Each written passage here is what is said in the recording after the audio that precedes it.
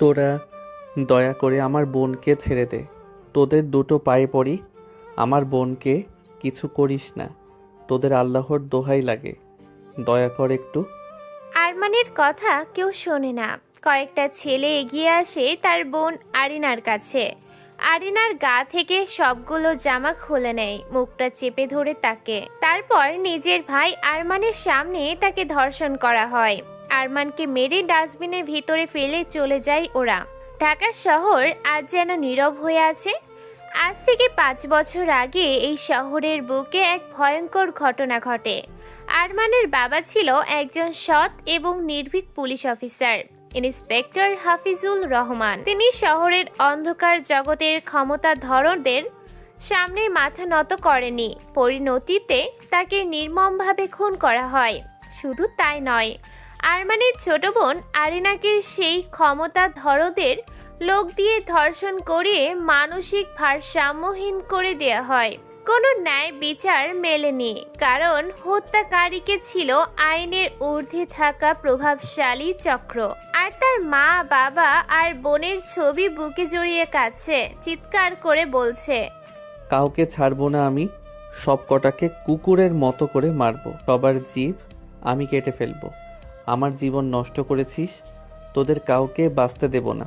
সেই দিনেই আরমান প্রতিজ্ঞা করে সে প্রতিশোধ নিবে।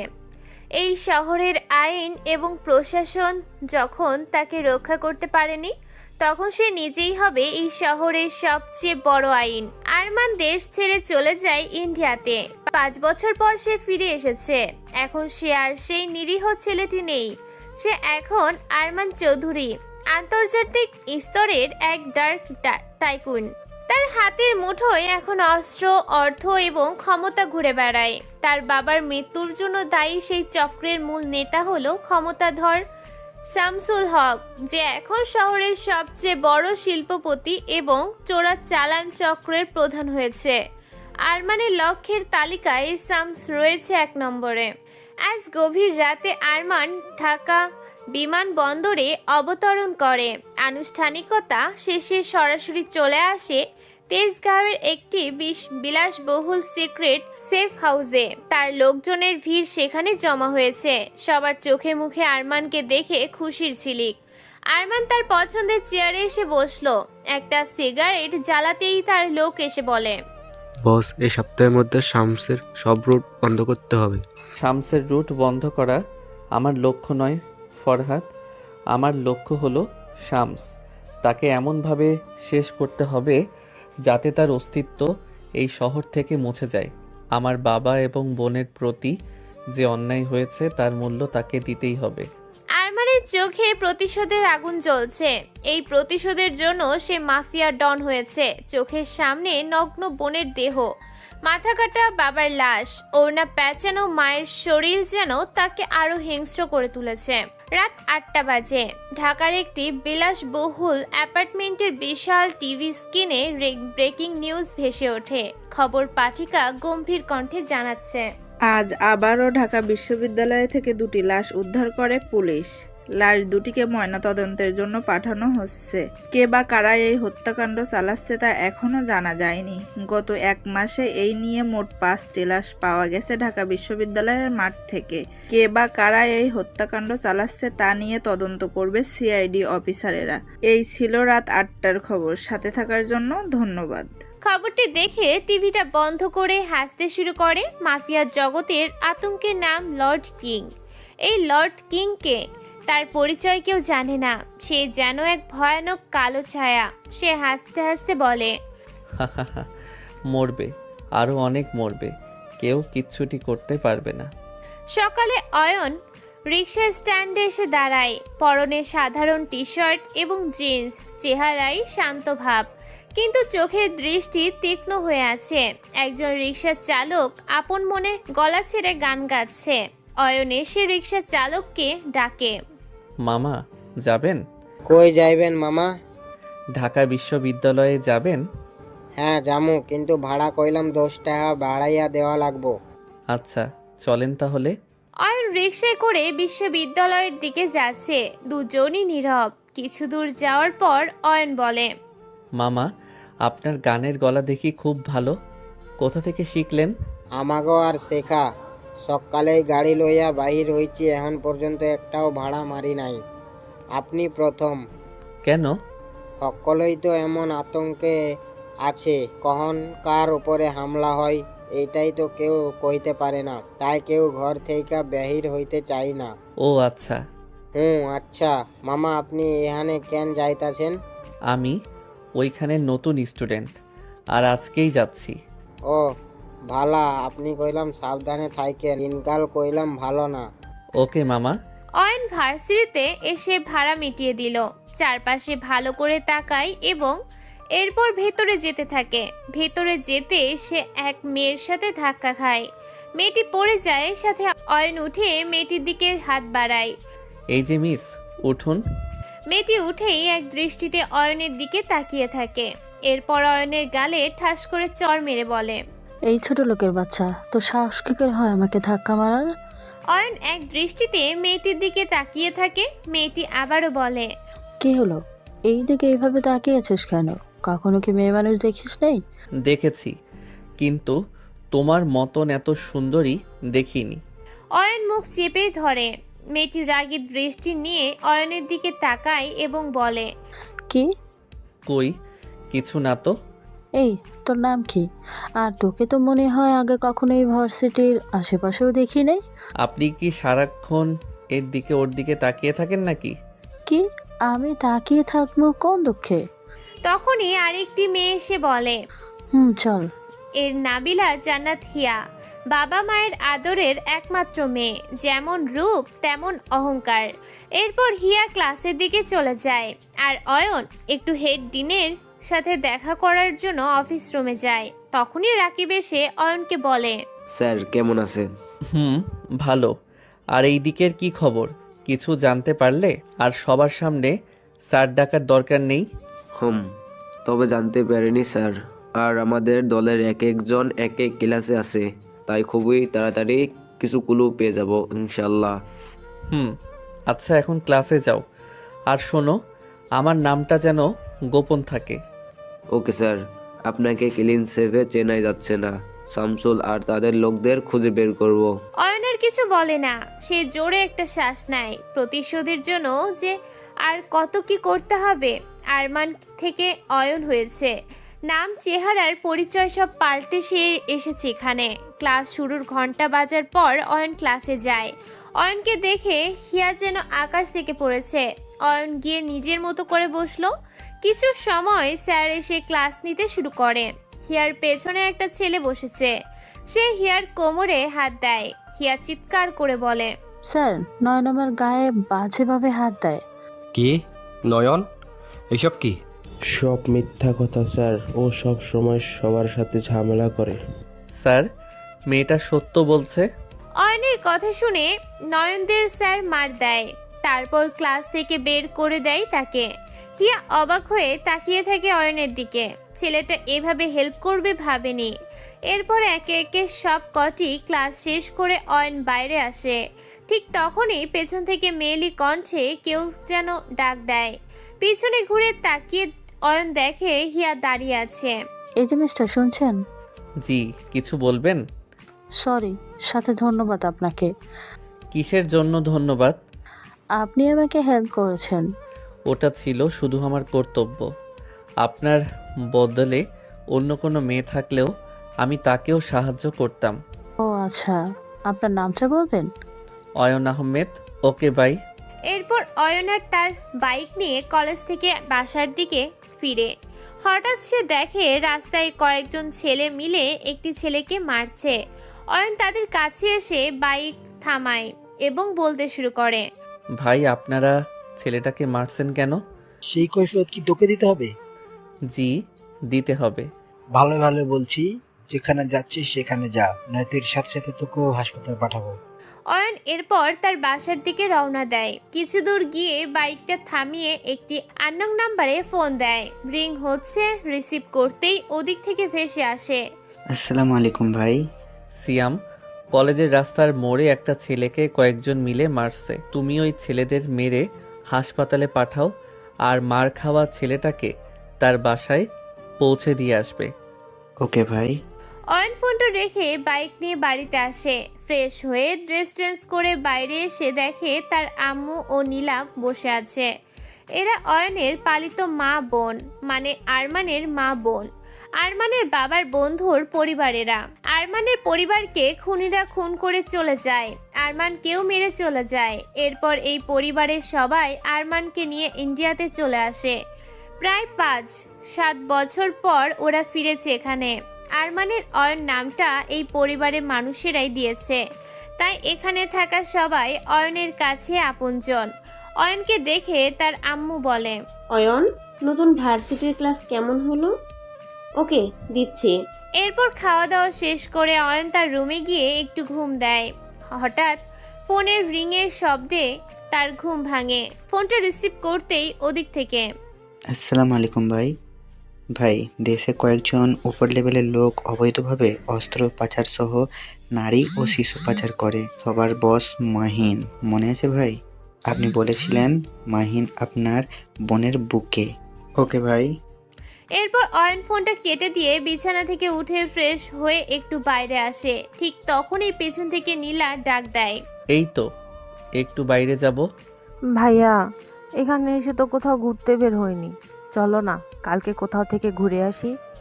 না, এখন আর ঘোরার সময় নেই, কালকে ভার্সিটিতে ইম্পর্ট্যান্ট ক্লাস আছে। প্লিজ ভাইয়া, না করো না। অত করে যখন বলছিস তবে ঠিক আছে, কালকে বিকালে ঘুরতে বের হব। ধন্যবাদ আমার সোনা ভাইয়া। এরপর অয়ন বাইরে বের হলো। একা একা অন্য মনস্ক হয়ে হাঁটছে আর গুনগুন করে গান গাইছে। হঠাৎ একটি দামি গাড়ি এসে অয়নের সামনে দাঁড়ায়। এই গাড়ি থেকে হিয়া বের হয়ে বলে, আপনি একে কি করেন? সামনেই আমার বাসা, এখন বাইরে একটু হাওয়া খাচ্ছি। ও, কালকে দেখা হবে, বাই। Okay bye.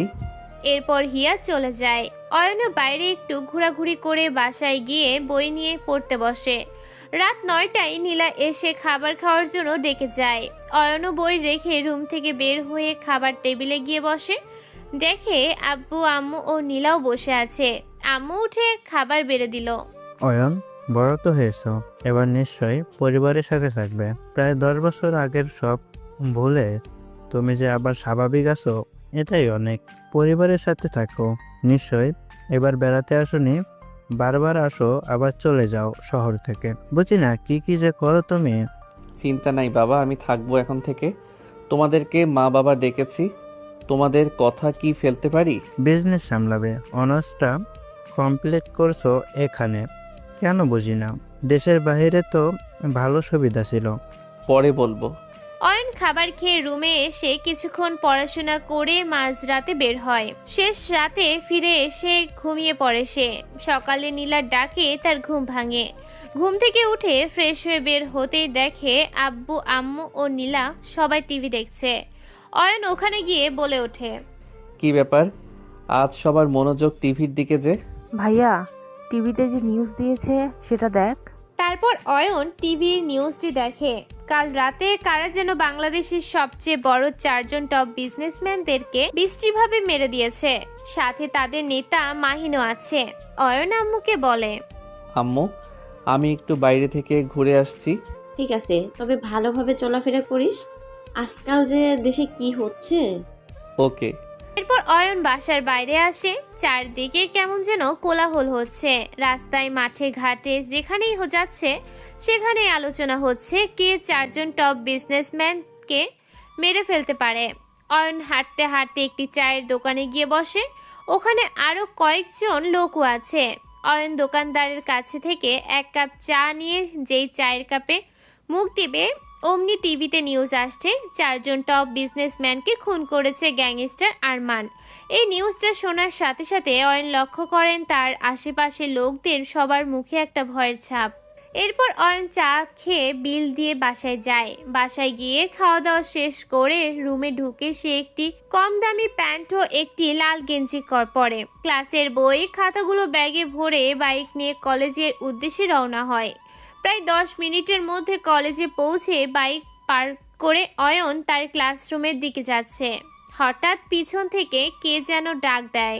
ওই লাল গেঞ্জি। পিছনে তাকিয়ে অয়ন দেখে শহীদ মিনারের পাশে কয়েকটি ছেলে বসে আছে। অয়ন আসে সেখানে। তারা কেন অয়নকে ডাকবে? অয়ন তো তাদের চেনে না, তাই সে আবার ক্লাসের দিকে যেতে চায়। অমনি ওখান থেকে একটা ছেলে বলে ওঠে, ওই শালা লাল গেঞ্জি, কই যাচ্ছিস? আপনারা কি আমাকে বলছেন? ওই শালা, তুই ছাড়া এখানে লাল গেঞ্জি পরা কে আছে যে তাকে আমরা ডাকবো?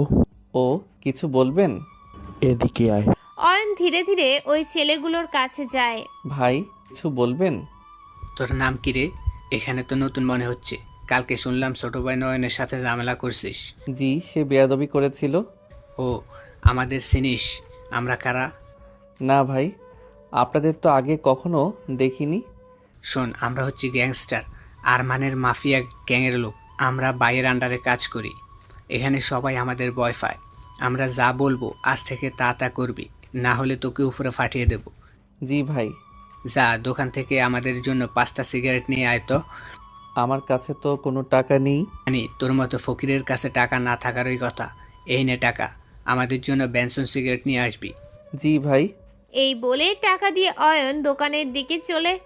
আর মনে মনে ভাবে, ওরা যদি তার আসল পরিচয় জানতো তাহলে এই মুহূর্তের প্যান্ট নষ্ট করে ফেলতো। হায় রে মানুষ, নিজের সামান্য ক্ষমতার অপব্যবহার করছে। জানে না ক্ষমতার অপব্যবহার করে এরা আরও কত মানুষের সাথে খারাপ ব্যবহার করে। এদের জন্যই আজকে মানুষ আরমান মালিক মাফিয়া গ্যাংকে খারাপ বলে। আগে অয়নের তার নিজের উদ্দেশ্যটা পূরণ হোক, তারপর সে ওদের ব্যবস্থা করবে। ভাবতে ভাবতে অয়ন দোকানের সামনে চলে আসে। দোকান থেকে সিগারেট নেওয়ার সময় ভার্সিটির ডিন তাকে সিগারেট নিতে দেখে ফেলে, কিন্তু তিনি তো অয়নকে কিছুই বলেন না। যাই হোক, অয়ন সিগারেটগুলো নিয়ে ছেলেগুলোর সামনে যায়, গিয়ে বলে, এই নিন ভাই তোমাদের সিগারেট। ঠিক তখনই ওখান থেকে একটা ছেলে বলে ওঠে, শুনলেন রাজু ভাই, এই শালা আপনাকে তুই করে বলছে। সরি ভাই, ভুল করে মুখ থেকে বের হয়ে গেছে। যেহেতু ভুল করে ফেলছিস তাহলে তো ভুলের মাসুল দিতে হবে। কিরে, তোরা কি বলিস? এই বলে সবাই হো হো করে হেসে দেয়। অয়ন মাথা নিচু করে বলে, প্লিজ ভাই, এবারের মতো মাফ করে দিন, আর কখনো এরকম ভুল হবে না। এই ভুলের কোনো মাফ নেই, তোকে শাস্তি পেতেই হবে। ওই তালিমুল, বলতো এই শালাকে কি শাস্তি দেওয়া যায়? ভাই, আমাদের সবার জুতোয় ময়লা লেগে আছে। বুঝছিস তুই কি বলতে চাস? ওই এখন তুই আমাদের সবার জুতা পরিষ্কার করে দিবি। কিন্তু ভাই, কি দিয়ে পরিষ্কার করব? কেন, তোর ওই লাল গেঞ্জিটা দিয়ে। কিন্তু ভাই, গেঞ্জিটাতে তো ময়লা লেগে যাবে। তোর ওই ফকিন্নি গেঞ্জি ময়লা পরিষ্কার করার জন্য, গায়ে দেওয়ার জন্য না। হা হা হা। সবাই হো হো হো করে হেসে দেয়। অন্য একটি ছেলে বলে ওঠে, নে তাড়াতাড়ি পরিষ্কার করে দে। অয়ন আর কি করবে? এখানে মারামারি করা ঠিক হবে না। ইতিমধ্যে সকল ছাত্র ছাত্রী ও শিক্ষক বৃন্দু সবাই তাদের সামনে এসে যায়, কিন্তু কেউ কিছু করতে পারে না, কারণ রাজুরা হলো মাফিয়ার লোক। সবাই ওদের ভয় পায়। অয়ন আস্তে আস্তে তার গেঞ্জিটা খোলে। সবার সামনে গেঞ্জিটা খোলাটা লজ্জার বিষয়, কিন্তু কিছু করার নেই। গেঞ্জিটা খুলে ফেলে অয়ন, গা অনাবৃত হয়ে যায়। গেঞ্জির নিচে কোনো শর্ট গেঞ্জিও সে পরেনি। অয়ন মাটিতে বসে মাথা নিচু করে রাজু নামের ছেলেটির পায়ের জুতো পরিষ্কার করছে। হঠাৎ ভুলবশত অয়নের হাতটা রাজুর প্যান্টে একটু লেগে যায়। তখনই রাজু তার পা দিয়ে সজোরে অয়নের বুকে একটা লাথি মারে। অয়ন সিটকে কিছুটা দূরে পড়ে যায়। রাজু বলতে থাকে, ওই শালা, তোর কত বড় সাহস! তুই তোর ওই নোংরা হাতটা আমার প্যান্টে লাগাস? ভুল হয়েছে ভাই, এবারের মতো মাফ করে দিন। দাঁড়া, তোকে দেখাচ্ছি মজা। ওই তালিমুল, তোরা কি দেখছিস? মার ওই শালাকে। এই কথা বলার সাথে সাথে ওরা কয়েকটা লাথি নিয়ে এসে অয়নকে এলোপাথারি মারতে থাকে। অয়ন এদেরকে অনেক আকুতি মিনতি করে, কিন্তু ওরা তাকে ছাড়ে না, মেরেই চলে। অয়নের পুরো শরীর ব্যথায় ভরে যায়, সাথে শরীর দিয়েও রক্তও ঝরে। হঠাৎ একটা মেলি কণ্ঠ অয়নের কানে ভেসে আসে, অয়ন, অয়ন, ওই তোরা অয়নকে মারছিস কেন? কণ্ঠটা কেমন যেন চেনা চেনা লাগে, ঠিক মনে করতে পারে না অয়ন। আর এদিকে তার চোখ দুটো কেমন যেন বন্ধ হয়ে আসে, আর কিছু মনে নেই। হঠাৎ যখন অয়ন চোখ খোলে তখন নিজেকে আবিষ্কার করে একটি রুমের ভেতরে। সারা শরীরে তার প্রচণ্ড ব্যথার কারণে মাথা কোনো দিকে ঘোরাতে পারছে না। তবু একটু কষ্ট করে মাথা ঘোরাতেই একটা মেয়েলি কণ্ঠে কেউ যেন বলতে থাকে, এই আপনি কি করছেন? আপনি এখন অনেকটা অসুস্থ, এখন বিশ্রাম নিন। মেয়েটির দিকে তাকিয়ে অয়ন দেখে, আরে এ তো হিয়া, সে এখানে কি করছে? আর অয়নই বা এখানে কি করে এলো? তাকে তো কলেজের ছেলেগুলো মারছিল। কেমন যেন সব গুলিয়ে যায়, কিছুই মনে পড়ে না। অয়ন তখনই হিয়ার কাছে একটি প্রশ্ন করে, আচ্ছা, আমি এখানে কি করে এলাম? আমি যখন কলেজের গেট দিয়ে ঢুকি তখন দেখলাম শহীদ মিনারের পাশে কেমন যেন লোকের ভিড় জমেছে। আমি তাড়াতাড়ি ওখানে যাই, গিয়ে দেখলাম রাজু ভাইয়া সহ আরো কয়েকজন ছেলে আপনাকে মারছে। তখনই আমি ওদের বাধা দেই। আপনার দিকে তাকিয়ে দেখি আপনি জ্ঞান হারিয়েছেন, তাই তাড়াতাড়ি আপনাকে হাসপাতালে নিয়ে আসি। ও, ধন্যবাদ আপনাকে। এটা তো আমার কর্তব্য, সেদিন আপনিও আমাকে বাঁচিয়েছিলেন। আচ্ছা, সবাই তো রাজুকে ভয় পায়, আপনি ওর কাছ থেকে কিভাবে আমাকে এখানে আনলেন? আসলে রাজু আমার বড় ভাই, তাই ও আমার কথায় আপনাকে ছেড়ে দিয়েছে। ও, এবার বুঝলাম। আপনার জন্য খাবার নিয়ে এসেছি, খাবার খেয়ে কথা হবে। হিয়া খাবার বেড়ে দেয়। ক্ষুধার চোটে অয়ন সব খাবার শেষ করে। খাওয়া দাওয়া শেষে হিয়া বলতে থাকে, আচ্ছা, আপনার আব্বু বা আম্মুর নাম্বারটা দিন, ওরা আসলে আপনাকে বাড়িতে নিয়ে যেতে পারবে। লাগবে না, আপনি চলে যান, আমি ওদের ফোন দিয়ে বলে দেব। ওরা আগে আসুক, তারপর আমি এখান থেকে যাব। শুধু শুধু আমার জন্য কষ্ট করার প্রয়োজন নেই, আমি বলছি তো, ওরা আমাকে এসে নিয়ে যাবে। ওকে, আর হ্যাঁ, আমার ভাইয়ের থেকে একটু দূরে দূরে থাকবেন, ওর উপর বিশ্বাস নেই, কখন যে কাকে কি করে বসে। ঠিক আছে। অতঃপর হিয়া চলে যায়। অয়ন তার ফোনটা বের করে একটা আননোন নাম্বারে ফোন করে। রিং হচ্ছে, ধরতেই ওদিক থেকে, হ্যালো ভাই, কি কাজ ভাই বলেন? আপনার জন্য আমি জীবন দিতে রাজি। জি ভাই, 1 ঘন্টা পর জানাচ্ছি। ভাই, এই নাম্বারটা কোনো আইডি দিয়ে খোলা হয়নি, এই নাম্বারের লোকেশন পাওয়া যাচ্ছে না, তবে অন্যভাবে চেষ্টা করছি। ভাই কেমন আছেন? ভালোই আছি। মামুন, তুমি তাড়াতাড়ি এই ঠিকানায় হাসপাতালে আসো। হাসপাতালে কেন ভাই, কিছু হয়েছে কি? তেমন কিছু না, তুমি তাড়াতাড়ি আসো। এই বলে ফোনটা কেটে দিয়ে অয়ন হাসপাতালের বেডে শুয়ে আছে আর হিয়ার কথা ভাবছে। মেয়েটি দেখতে যেমন সুন্দর, তার চেয়েও মনটাও অনেক সুন্দর। মেয়েটি হাসি দিলে তার কেমন যেন ভালো লাগা ফিল হয়। প্রায় 10 মিনিটের মধ্যে মামুন অয়নের কাছে আসে আর তার হাতে পায়ে ব্যান্ডেজ দেখে সে বলতে থাকে, ভাই এসব কি করে হলো? কিছুই হয় নাই, ওই একটু চোট পেয়েছি। না ভাই, আপনি মিথ্যা বলছেন। কে আপনার এই অবস্থা করেছে শুধু তার নামটা বলেন। মামুন, ইচ্ছা করলে আমি ওই মুহূর্তে তাকে মারতে পারতাম, কিন্তু মারিনি, কারণ আমি এখানে যে কাজের জন্য এসেছি সে কাজটা সফল না হওয়া পর্যন্ত ওদের মারব না। ও মামুন, আমাকে আমার বাড়ি পৌঁছে দিয়ে আসো। জি ভাই। মামুন অয়নকে বেড থেকে উঠিয়ে নিয়ে গাড়িতে বসায়, তারপর গাড়ি চালাতে শুরু করে। প্রায় 15 মিনিটের মধ্যে গাড়ি এসে অয়নের বাসার সামনে দাঁড়ায়। মামুন অয়নের একটা হাত ধরে তাকে বাসায় নিয়ে যায়। আম্মু তাকে দেখা মাত্রই তার কাছে ছুটে আসে আর বলতে থাকে, অয়ন, তোর কি হয়েছে বাবা? তেমন কিছু না, বাইক থেকে পড়ে গিয়ে একটু চোট পেয়েছি। ভালোভাবে দেখে চালাতে পারিস না? চল রুমে চল। মামুন অয়নকে নিয়ে তার রুমে যায় আর তাকে তার বিছানায় শুয়ে দেয়। অয়ন আম্মুকে বলে, আম্মু, একটু পানি নিয়ে আসো, খুব তৃষ্ণা পেয়েছে। আম্মু পানি আনতে যায়, সাথে সাথে অয়ন মামুনকে বলে, মামুন, আমার বাইকটা ভার্সিটিতে আছে, বাইকটা নিয়ে এসে আমার বাড়ির বাইরে রেখে তুমি চলে যাবে। ঠিক আছে ভাই। এই বলে মামুন অয়নের রুম থেকে বেরিয়ে চলে যায়। এদিকে আম্মু এসে তাকে পানির গ্লাসটা এগিয়ে দিয়ে বলে, অয়ন, এইখানে থাকা ছেলেটা কই গেল? আসলে আম্মু, ওর নাকি অনেক কাজ আছে, তাই চলে গেছে। তোর কি কোনো দিন আক্কেল জ্ঞান হবে না? ছেলেটা তোর এত বড় উপকার করলো, তুই তাকে না খেয়ে যেতে দিলি? বলছি তো, ও বলল ওর নাকি অনেক তাড়া আছে তাই চলে গেল। তাছাড়া ও তো হলো আমার ক্লাস ফ্রেন্ড। ও, এখন রেস্ট নে। তারপর আম্মু অয়নের রুম থেকে বেরিয়ে যায়। এদিকে অয়ন বিছানায় শুয়ে শুয়ে ভাবে, মানুষ কিভাবে এতটা নিচে নামতে পারে। ক্ষমতা দেখিয়ে কিভাবে গরিব বা অসহায় লোকদের সাথে এতটা নিচু কাজ করতে পারে ভাবতেই যেন চোখ দিয়ে অশ্রু গড়িয়ে পড়ে। অতঃপর রাতে খাওয়া দাওয়া করে আব্বু আম্মু ও নীলার সাথে আড্ডা দিয়ে সে ঘুমিয়ে পড়ে। এভাবে কেটে যায় 3টে দিন। এখন অয়ন অনেকটা সুস্থ, তাই সকাল সকাল উঠে ফ্রেশ হয়ে খাওয়া দাওয়া করে, ঢিলা ঢালা প্যান্ট শার্ট ও মোটা ফ্রেমের চশমা পরে কলেজের ব্যাগটা নিয়ে বাইকে উঠে কলেজের দিকে রওনা দেয়। প্রায় 10 মিনিটের মধ্যে কলেজে পৌঁছে বাইক পার্ক করে ক্লাসরুমের দিকে যাচ্ছে। তার চোখ পড়ে সামনের শহীদ মিনারের দিকে। শহীদ মিনারের পাশে দেখতে পায় রাজু ও তার লোকেরা বসে আড্ডা দিচ্ছে। অয়ন ওদের দেখেও না দেখার ভান করে, মাথা নিচু করে তার ক্লাসরুমের দিকে যাচ্ছে। হঠাৎ পেছন থেকে কে যেন তার নাম ধরে ডাক দেয়। পেছনে ঘুরতেই দেখে রাজুর ডানে থাকা একটি লোক, ওর নাম তালিমুল। কিন্তু ওরা তার নাম কি করে জানে? হয়তো কোথা থেকে শুনেছে।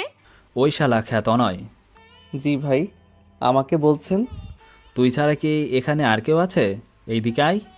জি ভাই, যাচ্ছি। এই বলে অয়ন অলস পায়ে এগিয়ে যায় ওদের কাছে আর বলতে থাকে, কিছু বলবেন ভাই?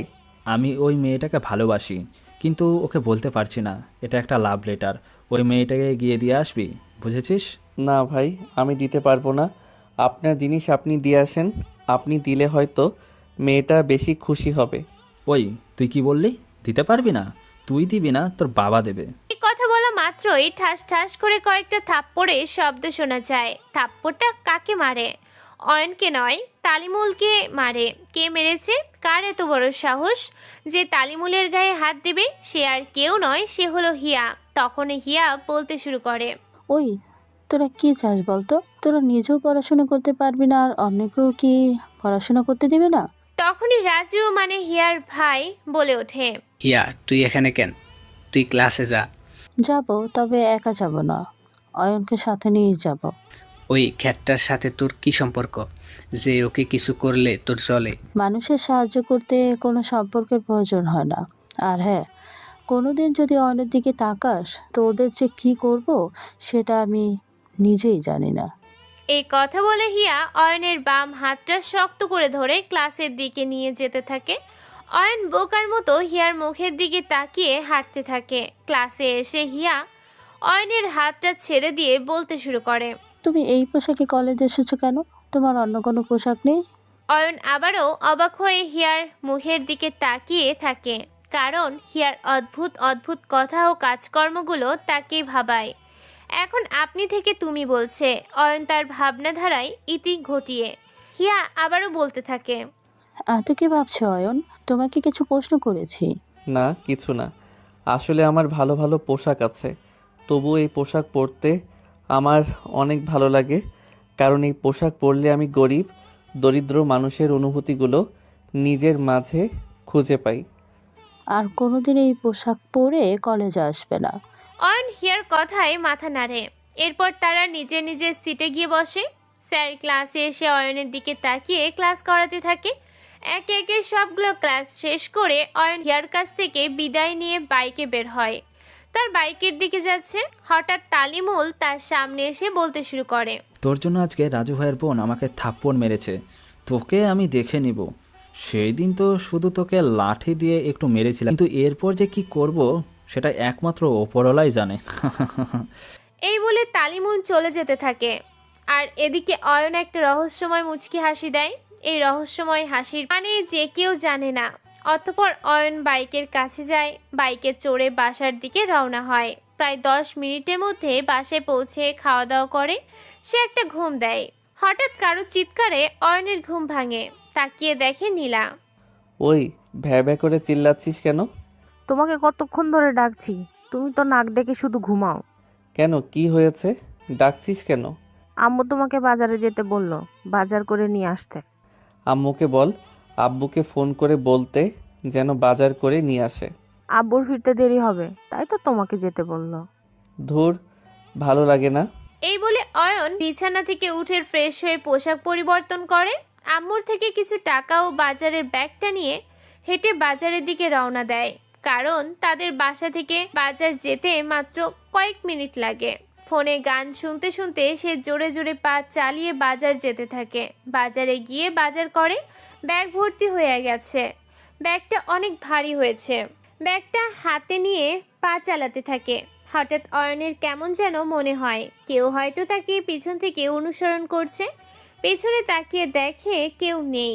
হয়তো তার মনের ভুল হবে। ফোনে তাকিয়ে দেখে 7:24 বেজেছে। তাই আবার হাঁটতে থাকে। অনেক ঠান্ডা পড়েছে, শীতকাল আসতে চলেছে তো তাই। অনেক অন্ধকার নেমেছে। চারদিকে জোনাকি পোকার আনাগোনা আর ঝিঝি পোকার কোলাহল। আকাশে তাকিয়ে দেখে চাঁদের কোনো দেখা নেই, কিন্তু তারাগুলো কেমন যেন চিকচিক করছে। আর অয়নের পা চলছে তার বাসার দিকে। হঠাৎ কে যেন পেছন থেকে এসে তার মুখে রুমাল চেপে ধরে। তখনই তার হাত থেকে বাজারের ব্যাগটি পড়ে যায়। কেমন যেন তার শরীর দুর্বল হতে শুরু করে আর চোখ দুটো আস্তে আস্তে বন্ধ হতে শুরু করে। আর তার কিছু মনে নেই। যখন চোখ খোলে তখন নিজেকে একটা অন্ধকার কুটকুটে ঘরে চেয়ারের সাথে দড়ি দিয়ে বাঁধা অবস্থায় আবিষ্কার করে। মাথাটা কেমন যেন ঘুরছে আর ভো ভো করছে। সামনে তাকিয়ে দেখে 5 থেকে 6 জন লোক তার দিকে তাকিয়ে আছে। তখনই একজন লোক বলতে শুরু করে, কিরে শালা, এখন কেমন লাগছে? তখন তো রাজু ভাইয়ের বোনের হাত ধরে চলে গিয়েছিস, এখন কার হাত ধরে যাবি? আওয়াজটা কেমন যেন চেনা চেনা লাগে। আরে এ তো মনে হয় তালিমুল। অয়ন তখনই বলতে থাকে, ভাই, আমি তো আপনাদের কোনো ক্ষতি করি নাই, তবে কেন আপনারা আমার পিছনে পড়ে আছেন? চুপ কর শালা, তুই আমার অনেক বড় ক্ষতি করেছিস। তোর জন্য আজ আমাকে রাজু ভাইয়ের বোনের হাতে থাপ্পড় খেতে হয়েছে। তোকে তো আজকে আমি মেরেই ফেলবো। কি দেখছেন মকসুদ ভাই, গুলি করে ওর মাথার খুলি উড়িয়ে দেন। তখনই মকসেদ নামের ছেলেটি বলতে থাকে, আমি যাকে মেরে ফেলি আমার চেহারাটা একটাবার তাকে দেখিয়ে মারি, যেন মরার আগে সে জানতে পারে যে তাকে কে মেরেছে। এই বলে লাইট অন করা মাত্রই মকসেদের হাত থেকে পিস্তলটা নিচে পড়ে যায়। মকসেদ দৌড়ে এসে অয়নের বাঁধনগুলো খুলে দেয়। অয়নের পায়ে পড়ে বলতে থাকে, ভাই আমাকে ক্ষমা করে দিন, আমার ভুল হয়ে গেছে, আর কোনোদিন এরকম ভুল হবে না, প্লিজ ভাই। মকসেদের এরকম আচরণ দেখে তালিমুন সহ তার সঙ্গীরা সবাই অবাক হয়। কারণ মকসেদের মতো একটা বড় মাফিয়া সামান্য একটা গরিব খ্যাত ছেলের পায়ে পড়ে ক্ষমা চাচ্ছে। তখনই তালিমুন বলতে থাকে, মকসেদ ভাই, আপনি কেন এই খ্যাতটার পায়ে পড়ে ক্ষমা চাচ্ছেন? ওই শালা চুপ কর, যদি প্রাণে বাঁচতে চাস তবে ভাইয়ের পা ধরে ক্ষমা চেয়ে নে। কেউ ওর কাছ থেকে ক্ষমা চাইতে হবে? যার ক্ষমতাতে আমার আর চলি, যার একটা ইশারায় ও একটি দেশ ধ্বংস হতে পারে। ইনি হচ্ছেন সেই এম গ্যাংস্টার, পুরো আন্ডারওয়ার্ল্ডের কিং। এই কথা বলার সাথে সাথে তালিমুল, রাজু সহ ওখানকার সবাই এসে অয়নের পায়ে পড়ে বলতে থাকে, ভাই আমরা ভুল করছি, আমাদের ক্ষমা করে দিন, আর জীবনেও এরকম ভুল হবে না। অয়ন 1 পা 2 পা করে এগিয়ে যায়। মাটিতে থাকা মকসেদের রাইফেলটা হাতে নেয়। একটা রহস্যময় মুচকি হাসি দিয়ে ঠাস ঠাস করে মকসেদ বাদে ওদের সবাইকে গুলি করে উপরে পাঠিয়ে দেয়। এরপর মকসেদকে বলে, মকসেদ, তোমাকে আমি বিশ্বাস করে ক্ষমতা দিয়ে এই শহরের দায়িত্বে রেখেছিলাম, আর তুমি কি না এই ক্ষমতার অপব্যবহার করছো? ছি ছি। প্লিজ ভাই এবারের মতো মাফ করে দিন। ঠিক আছে, এবারের মতো মাফ করে দিলাম। ভাই আপনাকে গাড়িতে করে আপনার পাশে পৌঁছে দিয়ে আসি। আগে বাজারে চলো। এই বলে অয়ন মকসেদের গাড়িতে করে বাজারে যায়। বাজারের ব্যাগ কিনে নিয়ে বাজার করে।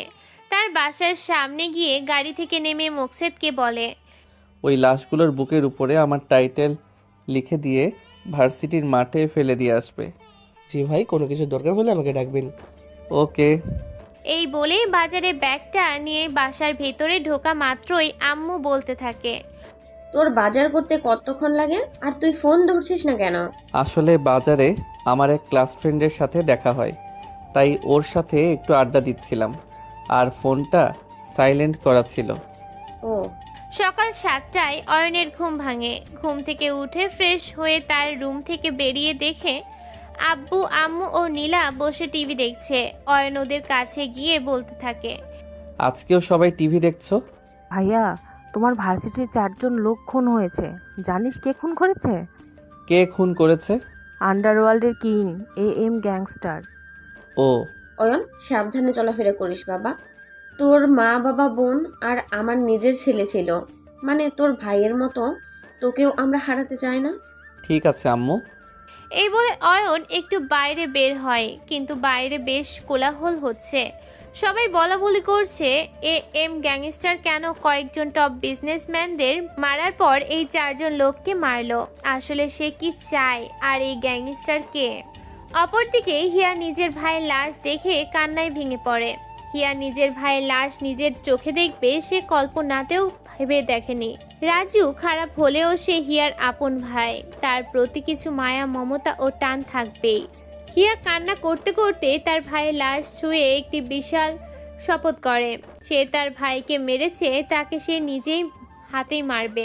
অন্যদিকে হিয়ার পিতা মাতা সারা দেশে পুলিশ, সেনাবাহিনী, গুপ্ত বাহিনী সব প্রশাসনের লোকদের উদ্দেশ্যে বলেছে 24 ঘন্টার মধ্যে তারা তাদের ছেলের খুনি গ্যাংস্টার লর্ড কিংকে তাদের সামনে দেখতে চায়। এদিকে অয়ন বিছানা থেকে উঠে মোবাইলটা হাতে নিয়ে ফেসবুক ঢুকে একটু ঘাটাঘাটি করে রুম থেকে বের হয়ে আম্মুর কাছে যায়। দেখে আম্মু ও নীলা টিভিতে নিউজ দেখছে। নিউজে এক প্রশাসনের লোক বলছে। এই নিউজটা দেখে অয়ন একটা মুচকি হাসি দিয়ে আম্মুর সাথে কথা না বলে তার রুমে যায়। এভাবে কেটে যায় আজকের দিনটা। পরের দিন বাইক চালিয়ে কলেজের উদ্দেশ্যে রওনা দেয়। প্রায় 10 মিনিটের মধ্যে কলেজে পৌঁছে বাইক পার্ক করে ক্লাসে যায়। ক্লাসে গিয়ে দেখে হিয়া মন খারাপ করে সিটে মাথা হেলান দিয়ে বসে আছে। অয়ন একটা বেঞ্চে তার ব্যাগটা রেখে হিয়ার কাছে গিয়ে তাকে বলে, কেমন আছেন আপনি? ভালো, তুমি? ভালো। মনে হয় আপনার মনটা খারাপ। হিয়া অশ্রুময় চোখে বলে, শুনেছি তো, আমার ভাই খুন হয়েছে, তার জন্য মনটা ভীষণ খারাপ। মন খারাপ করে লাভ নেই, একদিন সবাইকে মরে যেতে হবে। তখনই ক্লাসে স্যার আসে। অয়ন গিয়ে তার সিটে বসে। স্যার সবার দিকে একবার তাকিয়ে ক্লাস করাতে শুরু করে। একে একে সবগুলো ক্লাস শেষ করে বাইরে আসতেই পিছন থেকে কে যেন ডাক দেয়। পিছনে তাকিয়ে দেখে হিয়া। সে অয়নের সামনে এসে বলতে থাকে, অয়ন, তোমার সাথে কিছু কথা আছে, ওইদিকে একটু চলো তো। ঠিক আছে, চলো। অয়ন, আমি তোমাকে ভালোবাসি, তোমাকে ছাড়া আমি বাঁচবো না। হিয়ার মুখে ভালোবাসি কথাটা শুনতে অয়নের মুখটা উজ্জ্বল হয়ে ওঠে। বুকের বাম পাশটায় চিনচিন করতে শুরু করে। মনে হয় এখনই হিয়াকে জড়িয়ে ধরে নিজের করে নেয়, কিন্তু পরক্ষণে একটা কথা মনে হতেই তার উজ্জ্বল মুখটা অন্ধকার কালো ছায়ায় ঢাকা পড়ে। মনে পড়ে তার মাফিয়া জগতে আসার কথাগুলো। তাছাড়া একজনের কাছ থেকে তাকে প্রতিশোধ নিতে হবে। হিয়া আবার বলতে থাকে, এত কি ভাবছো অয়ন? না না, কিছু না, আমি আপনাকে ভালোবাসি। ভালোবাসার মানুষকে কি কেউ আপনি করে বলে? না, তা নয়, আপনি বলতে বলতে অভ্যাস হয়ে গেছে, এখন থেকে তুমি করে বলার চেষ্টা করব। চলো আজকে কোথা থেকে ঘুরে আসি। না, আজকে হবে না, অন্য একদিন যাব। সমস্যা নেই, তোমার ফোন নাম্বার দাও। অয়ন হিয়াকে তার ফোন নাম্বার দিয়ে তার কাছ থেকে বিদায় নেয়। অয়ন বাড়িতে ঘুমাচ্ছে। হঠাৎ কারো চিৎকারের কারণে অয়নের ঘুম ভেঙে যায়। ঘুম ঘুম চোখে তাকিয়ে দেখে তার সামনে নীলা অভিমানী চোখে তাকিয়ে আছে। অয়ন তাকে উদ্দেশ্য করে বলে, কি হয়েছে আমার ছোট বোনটার? তুমি না বলেছিলে আমাকে ঘুরতে নিয়ে যাবে নিয়ে যাবে করে 4 দিন পার হয়ে গেল। আজকে ঘুরতে নিয়ে যেতেই হবে। তাই নাকি? আজকে নিয়ে যাব। যাও, গিয়ে রেডি হও। তোমার তো আটা ময়দা মাখতে মাখতে 2 ঘন্টা পার হয়ে যাবে। মোটেও না, আমি শুধু হালকা একটু মেকআপ করি। নীলা চলে যায়। অয়ন বিছানা থেকে উঠে ফ্রেশ হয়ে পোশাক পরিবর্তন করছে। হঠাৎ তার ফোনটা কলিংয়ের রিংটংয়ে বেজে ওঠে। তাকিয়ে দেখে আননোন নাম্বার থেকে ফোন এসেছে। ফোনটা ধরতেই ওদিক থেকে, ভাই সিয়াম বলছি। ভাই, একটা নতুন খবর আছে। কি খবর? ভাই, আপনার পরিবারের খুনি শামস বর্তমানে সে রংপুর বিভাগে আছে। সে গোপনে তার গ্যাং চালায়। আর অন্যদিকে একটা নতুন গ্যাংয়ের আবির্ভাব হয়েছে। গ্যাংয়ের নাম হলো লেডি কিং। এই বলে শোনার সাথে সাথে অয়নের মুখের কোণে এক চিলতে হাসি ফুটে ওঠে, কারণ তার পরিবারের খুনি শামসের আজ সন্ধান পেয়েছে। ধন্যবাদ। তুমি ওর পুরো ডিটেলস বের করার চেষ্টা করো। কোনো সমস্যা হলে আমাকে ফোন করে বলবে। এই বলে অয়ন পোশাক পরিবর্তন করে তার রুম থেকে বেরিয়ে দেখে নীলা বসে আছে। নীলাকে দেখতে বেশ সুন্দর লাগছে। অয়ন নীলার কাছে গিয়ে বলে, বসে থাকবি নাকি আমার সাথে বের হবি? চলো। তারপর বাইকে করে দুজন ঘুরতে বের হয়। কিছুক্ষণ ঘোরাঘুরি করে বাসায় আসে। হঠাৎ অয়নের ফোনে আননোন নাম্বার থেকে একটা মেসেজ আসে। মেসেজটি দেখা মাত্রই তার শরীরে কেমন যেন উত্তেজনা কাজ করে। মেসেজটাতে লেখা আছে। লেখাগুলো পড়ে অয়ন ওই নাম্বারে ফোন করে, কিন্তু কল যায় না। মেসেজ করে সে, কে আপনি, কেনই বা আমাকে মারতে চান? মেসেজটা সিন হয়, কিন্তু কোনো রিপ্লাই নেই। তাই সে একজন গুপ্ত হ্যাকারকে ফোন করে। রিং হচ্ছে, ধরতেই ওদিক থেকে, হ্যালো ভাই। তোমাকে একটা কাজ করতে হবে। কি কাজ ভাই বলেন? আপনার জন্য আমি জীবন দিতে রাজি। তারপর অয়ন লোকটাকে মেসেজের কথাটা বলে ওই নাম্বার দিয়ে বলে, তুমি এই ফোন নাম্বারের সমস্ত ইনফরমেশন বের করে আমাকে দাও। কোন জায়গা থেকে কোন ব্যক্তি মেসেজ করছে ও তার আইডি সহ বের করো। জি ভাই, 1 ঘন্টা পর জানাচ্ছি। ঠিক আছে। কিছুক্ষণ পর মাসুম ফোন করে বলে, ভাই, এই নাম্বারটা কোনো আইডি দিয়ে খোলা হয়নি। এই নাম্বারের লোকেশন পাওয়া যাচ্ছে না, তবে অন্যভাবে চেষ্টা করছি। ও, তুমি চেষ্টা চালিয়ে যাও। অয়ন ফোনটা কেটে ঘুমানোর চেষ্টা করছে, কিন্তু কিছুতেই ঘুম আসছে না। মনে পড়ছে সেই লেডি কিং এর মেসেজের কথা। কেন লেডি কিং তাকে মারার জন্য হুমকি দিচ্ছে? কি ক্ষতি করেছে তার? এসব ভাবতে ভাবতে কখন যে ঘুমিয়ে গেছে নিজেই জানে না। এইভাবেই কেটে যায় কয়েকটি দিন। এই কদিনে অয়ন হিয়াকে প্রচুর ভালোবেসে ফেলেছে। সেও অয়নকে অনেক ভালোবাসে, তার জন্য সে সব কিছুই করতে পারে। অন্যদিকে লেডি কিং তার ভয়ঙ্কর মৃত্যুরূপী অনেক SMS তাকে পাঠায়, কিন্তু অয়ন ওই SMS গুলোতে কোনো পাত্তা দেয় না। আজ ভার্সিটিতে এসেছে অয়ন। সে ক্লাসের দিকে যাচ্ছে, হঠাৎ পেছন থেকে হিয়ার কণ্ঠ ভেসে আসে। এই অয়ন, দাঁড়াও। হ্যাঁ। স্যার বলেছে আজকে সমস্ত ক্লাস হবে না, চলো আজকে কোথাও থেকে ঘুরে আসি। না হিয়া, আমার যাওয়া হবে না, বাকি ক্লাসগুলো করতে হবে। প্লিজ অয়ন, তুমি তো আমাকে কোথাও নিয়ে যাওনি, আজকে বলছি চলো একটু ঘুরে আসি। কোথায় ঘুরতে যাবে? চলো নদীর পাড়ের ওই দিকটায় যাই। তারপর অয়ন তার বাইকের পেছনে হিয়াকে বসিয়ে নদীর পাড়ের দিকটায় যায়। হিয়া ও অয়ন হাঁটতে হাঁটতে নদীর কিছুটা কাছে গিয়ে ঘাসের উপর বসে গল্প করছে, কিন্তু অয়ন ভালোভাবে কিছুক্ষণ লক্ষ্য করে দেখে হিয়া তার ব্যাগের দিকে কেমন যেন অন্য চোখে তাকাচ্ছে। অয়ন এটাকে পাত্তা দেয় না। হিয়াকে বলে, চলো আশেপাশে একটু ঘোরাঘুরি করি। চলো। ওর ঘোরাঘুরি করতে থাকে। হঠাৎ কয়েকজন কালো পোশাক পরা মেয়ে তাদের সামনে আসে। তখনই হিয়া অয়নের বুকে একটা লাথি মারে আর বলতে থাকে, হাই লর্ড কিং আরমান, আজ তো শেষ দিন। হিয়া, কে তুমি? আমি হলাম লেডি গ্যাং, তোর জম, তোকে মারতে এসেছি। আমি তোমার কি ক্ষতি করেছি যে আমাকে মারবে? ক্ষতি করিস মানে? তুই আমার ভাই রাজুকে মেরেছিস, তুই কি জানিস? আমি জানি না, আমি সব কিছুই জানি। সেদিন তুই আমার ভাই সহ 4 জনকে মেরেছিস, কিন্তু একজনকে মারতে পারিসনি। সে লুকিয়ে পালিয়ে এসে আমাকে সব কিছু বলেছে। আমি তো ওদের এমনি এমনি মারিনি। অয়নকে থামিয়ে দিয়ে হিয়া বলতে থাকে, জানি, সব জানি। আমার ভাইয়ের থেকে প্রতিশোধ নেওয়ার জন্য তুমি ওকে মেরে ফেলেছ। এই বলে ঠাস ঠাস করে দুটো গুলি করার শব্দ হয়। একটা গুলি এসে অয়নের ডান হাতে লাগে, আর একটা তার হাত ছুঁয়ে ফাঁকা দিয়ে বের হয়ে যায়। এবার হিয়া পিস্তল অয়নের দিকে তাক করে রেখে এগিয়ে আসতে থাকে, আর অয়ন আস্তে আস্তে পেছনে যাচ্ছে। তখনই সে হিয়াকে বলতে শুরু করে, প্লিজ হিয়া, এরকম করো না।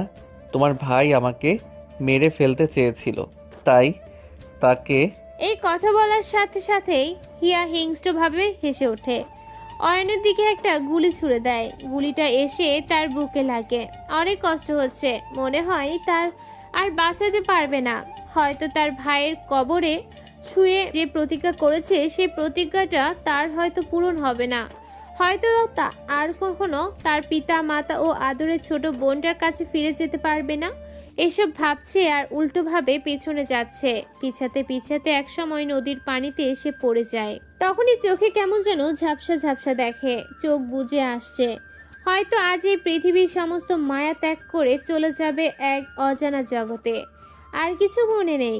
অন্যদিকে হিয়া অয়নের রক্তাক্ত শরীরটা ভিডিও করে আর মুখোশ পরে ফেসবুক লাইভে এসে বলতে থাকে, ধ্বংস হয়েছে লটকি আরমান। আজ থেকে আর ওর টাইটেল থাকা লাশ কোথাও পাওয়া যাবে না।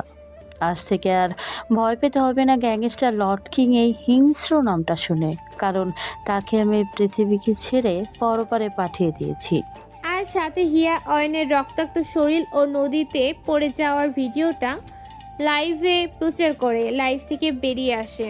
প্রায় 2 ঘন্টার মধ্যে হিয়ার লাইভ ভিডিওটা সারা দেশে ভাইরাল হয়। প্রতিটা খবর ও টিভি চ্যানেলে শুধু হিয়ার লাইভ ভিডিওটাই প্রচার হচ্ছে। এই ভিডিওটা দেখে কিছু কিছু লোকের চোখে মুখে হাহাকারের চিহ্ন, আবার কিছু কিছু লোক আনন্দ প্রকাশ করছে।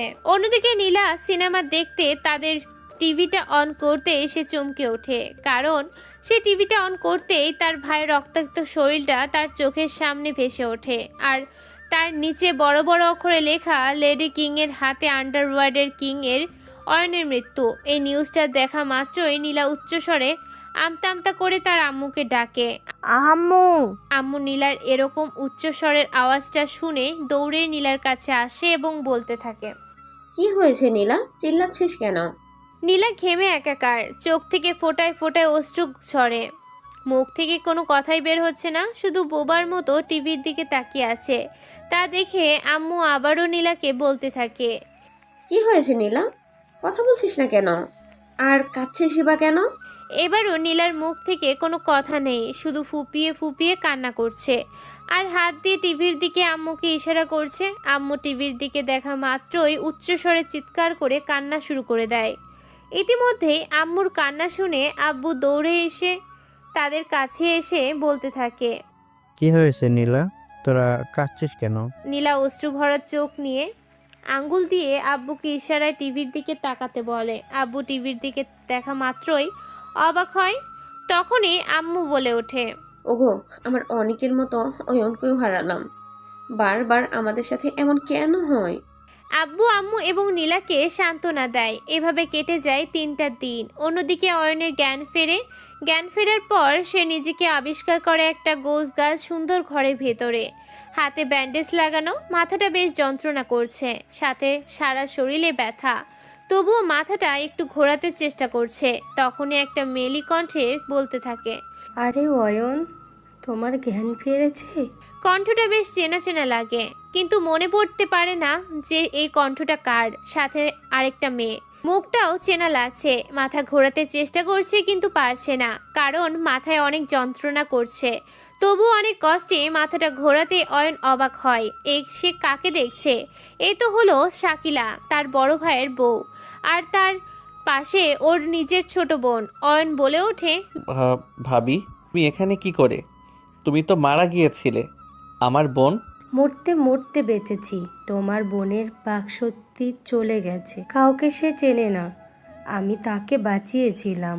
যাই হোক, হয়তো তোমার ভাইয়ের মৃত্যুর প্রতিশোধ নেওয়ার জন্য আল্লাহ আমায় বাঁচিয়ে রেখেছিল। হয়তো, কিন্তু আমি এখানে কি করে এলাম? আমি এনেছি।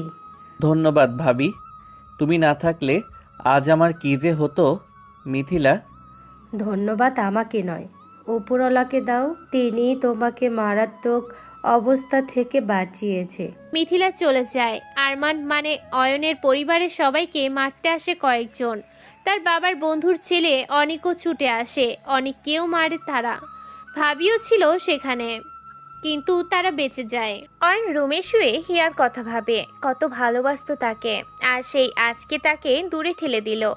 এই কথাগুলো মনে উঠতেই নিজের অজান্তেই তার চোখ দিয়ে কয়েক ফোঁটা অশ্রু গড়িয়ে পড়ে। নিজেই নিজেকে প্রশ্ন করে, ভালোবাসার জন্য কি অন্যায়কে মেনে নেওয়া যাবে? যেমন অন্যায়টা হিয়ার ভাই তার এবং নিরাপরাধ মানুষের সাথে করেছে। না, ভালোবাসার জন্য সে কখনো অন্যায়কে মেনে নিবে না। হিয়ার ভালোবাসাটা সত্যি ছিল না, তাই হয়তো আজকে সে তার থেকে আলাদা, বিচ্ছিন্ন। এসব ভাবতে ভাবতে কখন যে ঘুমিয়ে গেছে নিজেই জানে না। কিছু সময় পর ভাবি আসে সেখানে। অয়ন, তোমার পরিবারের আর আমার স্বামীর খুনি জোকার কিং এই শহরে আছে, কোনো এক ভদ্রলোকের মুখোশের আড়ালে সে। তাহলে ভাবি, আমি সারা শহরে লোক লাগিয়ে দিচ্ছি। না অয়ন, তোমার লোকদের পাঠাতে হবে না। আমার কেমন জানি মনে হচ্ছে তোমার কোনো কাছের লোকই তোমার বিরুদ্ধে ষড়যন্ত্র করছে। না ভাবি, আমার কাছের লোক যেমন মাসুম, নাজমুল, মোকসেদ, সিয়াম, ওরা আমার এমন করতে পারে না। হুম। আমাদের মিশন বর্তমানে একটাই, জোকার কিংয়ের অস্তিত্ব মুছে ফেলা। জোকার কিংকে খুঁজে বের করা অত সহজ নয়। আমি খবর পেয়েছি যে আমাদের পাশের শহরের একটা কলেজে নাকি জোকার কিং এর ডান হাত আর কে তার অবৈধ ব্যবসার কারবার চালায়। ওই কলেজে তোমাকে অ্যাডমিশন নিয়ে আর কে এর সব অবৈধ ব্যবসা বন্ধ করে দিয়ে ওর থেকে জোকার কিংয়ের খোঁজ বের করতে হবে। তবে সবাই তো আমায় চিনে ফেলবে, কারণ আমার মুখ সবাই দেখেছে। আর আমি যে বেঁচে আছি সেটা তো আব্বু আম্মুকে বলতে হবে। ওসব নিয়ে তোমাকে চিন্তা করতে হবে না। আর আমি অনেক আগেই আব্বু আম্মুকে তোমার কথা বলে দিয়েছি। ও এমনিভাবে কেটে যায় 10 দিন। এখন অয়ন আগের মতো সুস্থ। তাদের শহরের বাইরের ওই কলেজটাতে সে শেষ বর্ষে অ্যাডমিশন নিয়েছে। ওই শহরের একটা ফ্ল্যাটে সে বাসা ভাড়াও নিয়েছে। যাই হোক, আজকে তার নতুন কলেজের প্রথম দিন। মুখে দাড়ি, পুরনো প্যান্ট ও শার্ট, চোখে মোটা ও সাদা ফ্রেমের চশমা, চুলগুলো উস্কো খুস্কো, পিঠে একটা পুরাতন ব্যাগ নিয়ে হেঁটে হেঁটে কলেজের গেট দিয়ে ঢুকছে। গেটে অনেক ভিড়, কারণ গেট দিয়ে অনেক শিক্ষার্থীরা কলেজে প্রবেশ করছে। সবাই দামি দামি প্যান্ট, শার্ট ও চশমা পরা। তাদের মধ্যে শুধু অয়নই একমাত্র আলাদা। হঠাৎ একটা মেয়ে চিৎকার দিয়ে ওঠে, ও বাবা গো, মা গো, আমার পা গেল। অয়ন মেয়েটার পায়ের দিকে তাকিয়ে দেখে তার পা মেয়েটার পায়ের উপরে। মেয়েটার পায়ের উপর থেকে পা সরাতেই মেয়েটি বলে ওঠে, ওই খ্যাত, চোখে দেখে দেখে চলতে পারিস না নাকি মেয়েদের দেখলে এমন করতে ইচ্ছা হয়? আসলে আমি দেখতে পারিনি, তাই এমন হয়েছে। অয়নকে থামিয়ে দিয়ে মেয়েটি বলতে থাকে, তোদের মতো ছেলেদের আমার ভালোভাবেই চেনা আছে। এবারের মতো ছেড়ে দিলাম। নেক্সট টাইম যদি আবার কারোর সাথে এমন বদমাইশিগিরি করিস তখন তোকে আর ছেড়ে দেব না। এই বলে মেয়েটি চলে যায়। অয়নও আর দাঁড়িয়ে না থেকে তার ক্লাসের দিকে যাচ্ছে। হঠাৎ কে যেন ওই মাফিজ বলে ডাক দেয়। ওই মাফিজ। অয়ন পেছনে তাকিয়ে দেখে পেছনে কয়েকটা ছেলে বড়ই গাছের নিচে বসে আছে, কিন্তু ওদের তো সে চেনে না, ওরা তাকে কেন ডাকবে? এই ভেবে আবার সে ক্লাসের দিকে যেতে থাকে। আবারও ডাক দেয়, ওই শালা মফিজার বাচ্চা মফিজ। ভাই, আপনারা কি আমাকে ডাকছেন? ওই শালা, তুই ছাড়া কি এখানে অন্য কেউ আছে যে তাকে ডাকবো? এদিকে আয় তাড়াতাড়ি। ভাই, কিছু বলবেন? ওই শালা মফিজ, বল তো, তোকে কতক্ষণ ধরে ডাকছি?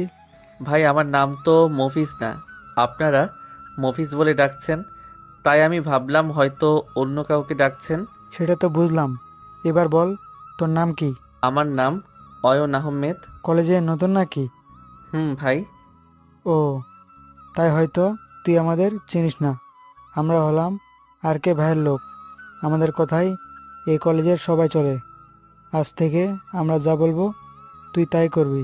জি ভাই। নে, এবার একটা কাজ করতো। এই কাজ ভাই? ওই যে দূরে একটা মেয়ে দেখছিস, ওই মেয়েটাকে এই চকলেটের বক্সটা দিয়ে বলবি ডন ভাই আপনাকে দিতে বলেছে। ভাই, আপনার জিনিস আপনি দিলে হয়তো মেয়েটা অনেক খুশি হবে। আসলে ওই মেয়েটা আমার জিএফ, ওর সাথে আমার একটু ঝগড়া হয়েছে, তাই ও আমার উপর অভিমান করে আছে। এবার যা, তুই গিয়ে বক্সটা দিয়ে আমার কথা বলবি। ভাই, আপনার পাশে আপনার বন্ধুগুলো আছে, বক্সটা ওদেরকে দিয়ে পাঠিয়ে দেন। তখনই অন্য একটি ছেলে বলে ওঠে, ওই শালা বড় ভাই তোকে যা বলেছে তাই গিয়ে কর, নয়তো তোকে আজ মেরে এমন অবস্থা করবো যে নিজের নামটাই ভুলে যাবি। জি ভাই, যাচ্ছি। অয়ন হাঁটছে আর ভাবছে, এই চকলেটের বক্স মেয়েটাকে দিলে কি আর হবে? হয়তো মেয়েটি খুশিই হবে। সে দ্রুত গতিতে মেয়েটির কাছে গিয়ে বলল, আপু, এই নিন চকলেটের বক্স, ডন ভাই আপনাকে দিতে বলেছে। মেয়েটা চকলেটের বক্সটা খোলে, বক্সের ভিতরে একটু দেখে, ঠাস ঠাস করে অয়নের গালে কষে কয়েকটা থাপ্পড় বসিয়ে দেয় আর বলতে থাকে, বদমাইশি করার জায়গা পাসনি? তোকে এই গেটের সামনে দেখেই আমার সন্দেহ হয়েছিল তুই একটা বদমাইশ। তোদের ঘরে কি মা বোন নেই যে তোরা মেয়েদের সাথে এরকম ব্যবহার করিস? আপু, আমি তো আপনাকে এই চকলেটের বক্সটা দিতে চাইনি। ডন ভাই নাকি আপনার বিয়ে? উনি তো আপনাকে দিতে বললেন। তখনই মেয়েটা বক্সটা উল্টো করে মাটিতে ফেলে দেয়। বক্সের ভেতর থেকে যেগুলো বের হয় সেগুলো দেখে অয়ন তো অবাক। বক্সের ভেতর থেকে মেয়েদের পরনের ছোট ছোট কাপড় বের হলো।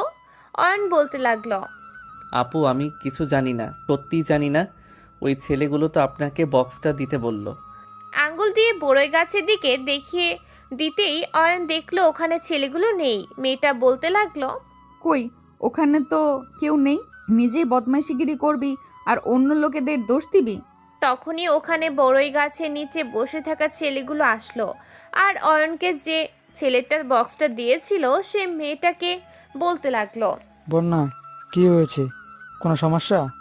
আপু এই ছেলেগুলো আমাকে এই বক্সটা দিয়েছিল আপনাকে দিয়ে দিতে।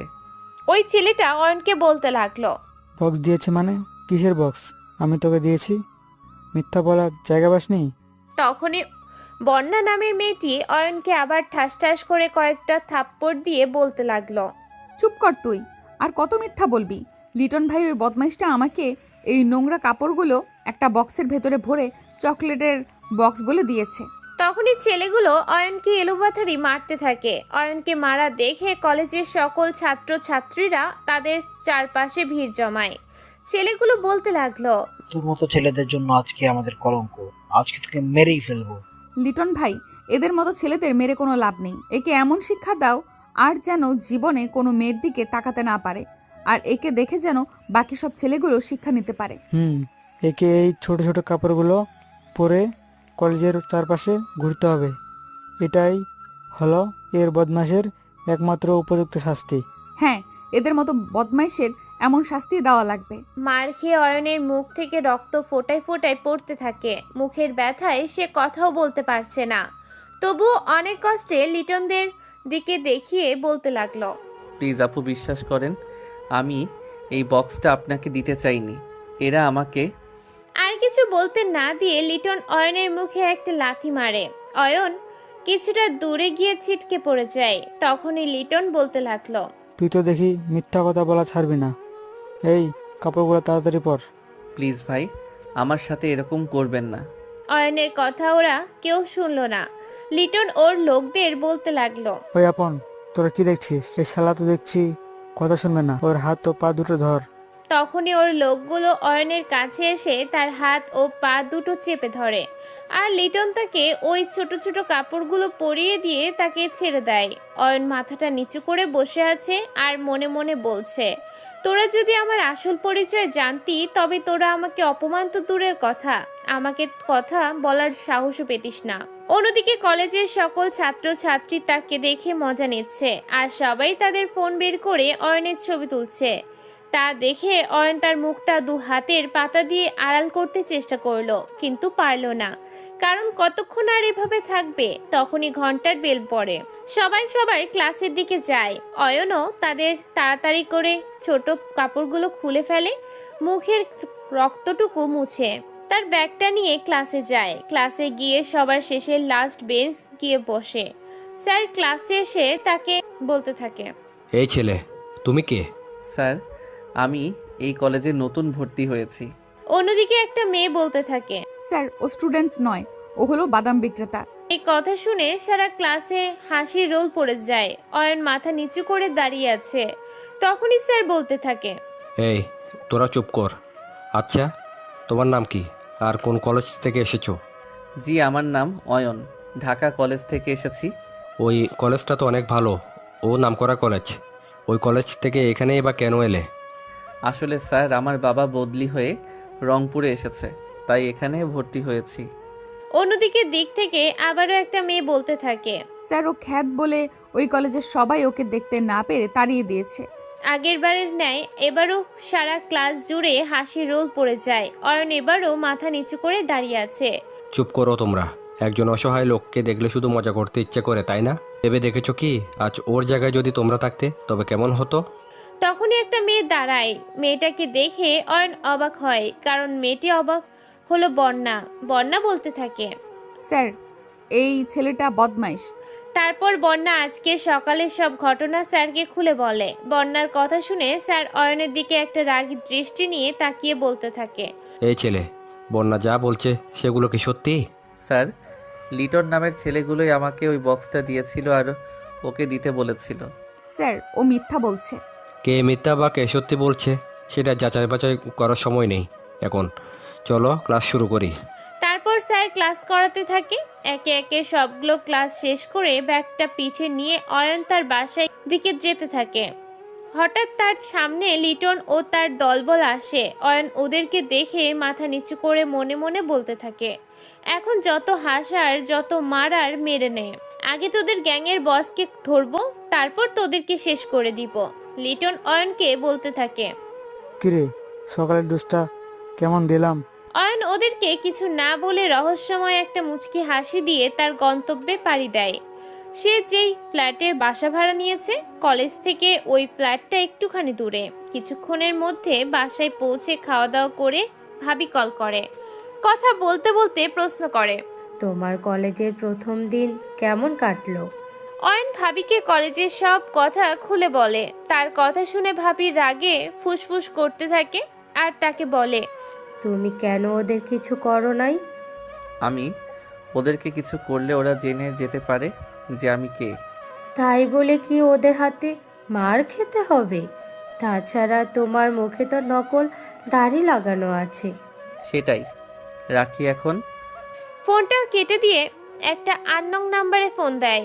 ফোনটা ধরতেই ওদিক থেকে, ভাই তোমাকে একটা কাজ করতে হবে। কি কাজ ভাই বলেন? তুমি কলেজের ছিসকে গুন্ডা লিটন নামের ছেলেটাকে একটু নজরে রাখবে। যদি কিছু সন্দেহজনক মনে হয় তবে আমাকে বলবে। জি ভাই। ওকে। এই বলে ফোনটা কেটে দেয়। একটু ছাদে যায়। ছাদে গিয়ে প্রকৃতির আভাটা অনুভব করছে। ভীষণ মনে পড়ছে সেই প্রিয় মানুষটার কথা। তাকে এই বেহায়া মনটা থেকে কিছুতেই সরাতে পারছে না। সে যদি তাকে ছাড়তে পারে তবে সে কেন তাকে ছাড়তে পারবে না? এরকম অনেক ভাবনা তার মনে কাজ করছে। এই ভাবনা থেকে যে করেই হোক তাকে মুক্তি পেতেই হবে। তখনই তার পেছন থেকে একটা মেলি কণ্ঠে বলতে থাকে, এই মিস্টার কে আপনি? অয়ন মাথাটা ঘোরাতেই অবাক হয়। এসে কাকে দেখছে? এ তো হলো বন্যা, যাকে ঘিরে তাকে সকলের র্যাগিং ঘটনার শিকার হতে হয়েছে। ওর প্রতি তার কেন জানি একটা ঘৃণা সৃষ্টি হয়েছে। বন্যা বলতে নয়, সকল মেয়েদের প্রতিও বন্যা তাকে দেখে ভূত দেখার মতো দেখছে। তখনই বন্যা তাকে আবার বলে, আরে আপনি এখানে? আপনি কথাটা আমাকে মানায় না। এই খ্যাত গরিব ছেলেটাকে তুই বলাটাই বেশি মানায়। আসলে আমি সকালের ঘটনার জন্য সরি। সরি কেন? সব দোষী তো আমার। আমি বাসায় আসার সময় শুনলাম যে আপনি ওই কাজটা ইচ্ছে করে করেননি। প্লিজ আমাকে ক্ষমা করে দেন। অয়ন একটা মুচকি হাসি দিয়ে বলল, ঠিক আছে। আচ্ছা আপনি ওই ফ্ল্যাটের কোথায় থাকেন? দ্বিতীয় তলায়। ও, আমি তৃতীয় তলায় থাকি। অয়নের কেন জানি আর এখান থাকতে ভালো লাগছে না, তাই বন্যাকে বলল, ঠিক আছে, এখন যাই। তারপর সে রুমে এসে তার কম্পিউটারটা অন করলো। কম্পিউটারটা অন করা মাত্রই সে অবাক হয়, কারণ হিয়া অর্থাৎ লেডি কিং নিজের কথা না বলে জোকার কিং এর কথা একটা পোস্টে বলছে। লেডি কিং এর পোস্টে সে লিখছে, পুরো আন্ডারওয়ার্ল্ডের কিং শুধু একজনই, তিনি হলো জোকার কিং, কোনো সিটকে সন্ত্রাসীরা নয়, যেমন লর্ড কিং আরমান। এই পোস্টে দেখা মাত্রই অয়নের মনে হাজারটা প্রশ্ন জট পাকাতে থাকে। তাহলে কি লেডি কিং এর সাথে জোকার কিং এর কোনো সম্পর্ক আছে? কথাগুলো ভাবতে ভাবতে সে নিজের চুল নিজেই টানছে। মাথায় কিছু ঢুকছে না। কোনো না কোনো তো গোলমাল আছে, যেটা তারা কেউ জানে না। কম্পিউটারটা অফ করে বিছানায় গা এলিয়ে দিল। শরীর ক্লান্ত থাকায় কখন যে ঘুমিয়ে পড়েছে নিজেই জানে না। অন্যদিকে বন্যা নিজের রুমে শুয়ে ভাবছে যে সে ছেলেটার সাথে কতই না অন্যায় করছে, তবুও ছেলেটা তাকে ক্ষমা করে দিল। কেন জানে ছেলেটার ওই মুচকি হাসিটা তাকে পাগল করে তুলেছে। কি মায়া আছে ওর ওই মুচকি হাসিটাতে। তাহলে কি সে ওই ছেলেটার মুচকি হাসির প্রেমে পড়েছে?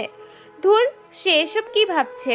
রাত 8টায় অয়নের ঘুম ভাঙে। ঘুম থেকে উঠে খাওয়া দাওয়া করে সে একটু ছাদে যায়। ছাদের এক কোণে গিয়ে দাঁড়িয়ে আছে। অন্ধকার রাত, হালকা বাতাস বইছে। আজ কেন জানি তাদের দেখা নেই। মনে পড়ছে তার ভাইয়ের কথা, কত ভালোবাসতো তাকে। তারা অন্ধকার রাতে ছাদে উঠে বাল্ব জ্বালিয়ে গান করত, অনেক মজা হতো। এসব ভাবছে, হঠাৎ তার পেছন থেকে কে যেন বলে ওঠে, শুনেছি মানুষ জ্যোৎস্নার রাতে ছাদে উঠে জ্যোৎস্নার রাতের সুন্দর মুহূর্তটাকে উপভোগ করে, কিন্তু আজ তো অন্ধকার রাত, জ্যোৎস্না নেই। শুধুই কি জ্যোৎস্নার রাত উপভোগ করার জন্য? অন্ধকার রাতটাকে উপভোগ করা যায় না? শুনেছি অন্ধকার রাত শুধু তারাই উপভোগ করে ও অন্ধকারকে বেশি প্রাধান্য দেয় যাদের মনের ভেতর কষ্ট ও দুঃখ থাকে। দুঃখ ও কষ্ট ছাড়া কি অন্ধকার রাত উপভোগ করা যায় না? যায়, তবে আর কোনো তবে নেই? পিছনে তাকিয়ে দেখে বন্যা। অয়ন বন্যাকে উদ্দেশ্য করে বলল। এই কথা বলে মুচকি একটা হাসি দিয়ে সে তার রুমে যায়। রুমে গিয়ে আবার কম্পিউটারটা অন করে ফেসবুক ঘাটাঘাটি করছে। ফেসবুক ঘাটাঘাটি করতে করতে রাত 12টা বেজে যায়। এখন রাত 12টা বেজেছে। কালো প্যান্ট, শার্ট, জুতো ও মুখোশ পরে সাথে তার পিস্তলটা নিয়ে বেরিয়ে পড়ে কলেজের দিকে। স্তব্ধ শহর, অন্ধকার কুটকুটে রাত, চারদিকে ঝিঝি পোকার আনাগোনা। চলছে সে কলেজের দিকে। কিছু দূর যেতেই একটা চিৎকারের আওয়াজ পেল। অয়ন ভালোভাবে আওয়াজটা শোনার চেষ্টা করে যে এটা কিসের আওয়াজ। প্রতি মুহূর্তেই ভালোভাবে ও স্পষ্টভাবে বুঝতে পারে যে এটা একটা মেয়ের কণ্ঠ। মেয়েটা চিৎকার করে বলছে। অয়ন আওয়াজটা অনুসরণ করে সে জোরে জোরে পা চালিয়ে হাঁটতে থাকে। হাঁটতে হাঁটতে একটা জঙ্গলের ভেতরে এসে পড়ে। এখন আওয়াজটা তার একদম কাছ থেকে শোনা যাচ্ছে। আর একটু এগোতেই দেখতে পায় চারটা ছেলে রাহাত, রোমন, হাকিম আর মারুফ মিলে একটা মেয়েকে খারাপ কাজের জন্য জোর জবরদস্তি করছে। কিন্তু মেয়েটি উচ্চ স্বরে চিল্লাচ্ছেই, কারণ কেউ যদি তাকে বাঁচাতে আসে। মেয়েটি মনে মনে ভাবছে, হয়তো রাত পোহালেই আমি হব ধর্ষিতা, আমার কোনো সতীত্ব থাকবে না, আমি হব একটা নষ্ট মেয়ে। ভাবতেই যেন মেয়েটার গা শিউরে ওঠে। তখনই অয়ন শুনতে পায় চারজন ছেলেদের মধ্যে মারুফ নামে ছেলেটা বলে ওঠে, ধুর শালা, মেয়েটা যদি ঘুমে যায় তবে আমাদের মজা দেবে কে? শালির মুখটা শক্ত করে বাঁধ। রাহাত ও হাকিম নামের ছেলে দুটো গামছা দিয়ে মেয়েটার মুখটা শক্ত করে বেঁধে দেয়। মেয়েটি কান্না করে মনে মনে তার সৃষ্টিকর্তাকে স্মরণ করতে থাকে। অবশেষে মেয়েটি পরিস্থিতির কাছে হার মেনে নেয়। সে ভাবছে কেউ আমাকে বাঁচাতে আসবে না, কি হবে এমন করে? অবশেষে তো এই নিকৃষ্টগুলোর ভোগ হিসেবে নিজেকে বিলিয়ে দিতেই হবে। মেয়েটি নিজেকে বিলিয়ে দিতে প্রস্তুত। স্তব্ধ মেয়েটি। রাহাত নামের ছেলেটা খারাপ নজরে মেয়েটার শরীরে হাত রাখতেই মেয়েটি শিউরে ওঠে। তার শরীরের সমস্ত লোম দাঁড়িয়ে যায়, কারণ তার শরীরে এই প্রথম কোনো পুরুষ খারাপ নজরে স্পর্শ করলো। তখনই পেছন থেকে বড় একটা শ্বাস নেওয়ার শব্দ হয়। রাহাত সহ বাকি ছেলেগুলো পিছনে তাকিয়ে দেখে কেউ একজন তাদের পেছনে দাঁড়িয়ে আছে। অন্ধকার জঙ্গল, চারপাশ থেকে ঝিঝি পোকার আনাগোনা, আশেপাশে থেকে শিয়ালের সেই হুক্কা হুয়া বিকট বিকট শব্দ শোনা যাচ্ছে। সাথে একটু প্রবল বেগে হালকা ঠান্ডা বাতাস বইছে। তারই মাঝে কেউ একজন কোনো কালো প্যান্ট, শার্ট ও ভূতের মুখোশ পরা অবস্থায় দাঁড়িয়ে আছে। তখনই রোমন ছেলেটা বলতে থাকে, ওই কে রে তুই? আমি তোদের জম। যদি বাঁচতে চাস তবে এখান থেকে চলে যা। যাব, তবে মেয়েটাকে নিয়েই যাব। তুই তো দেখি ভালো কথা বুঝিস না, দাঁড়া তোকে মজা দেখাচ্ছি। এই তোরা কি দেখছিস? মার শালাকে। এই বলে ওরা সবাই অয়নের দিকে এগিয়ে আসতে থাকে।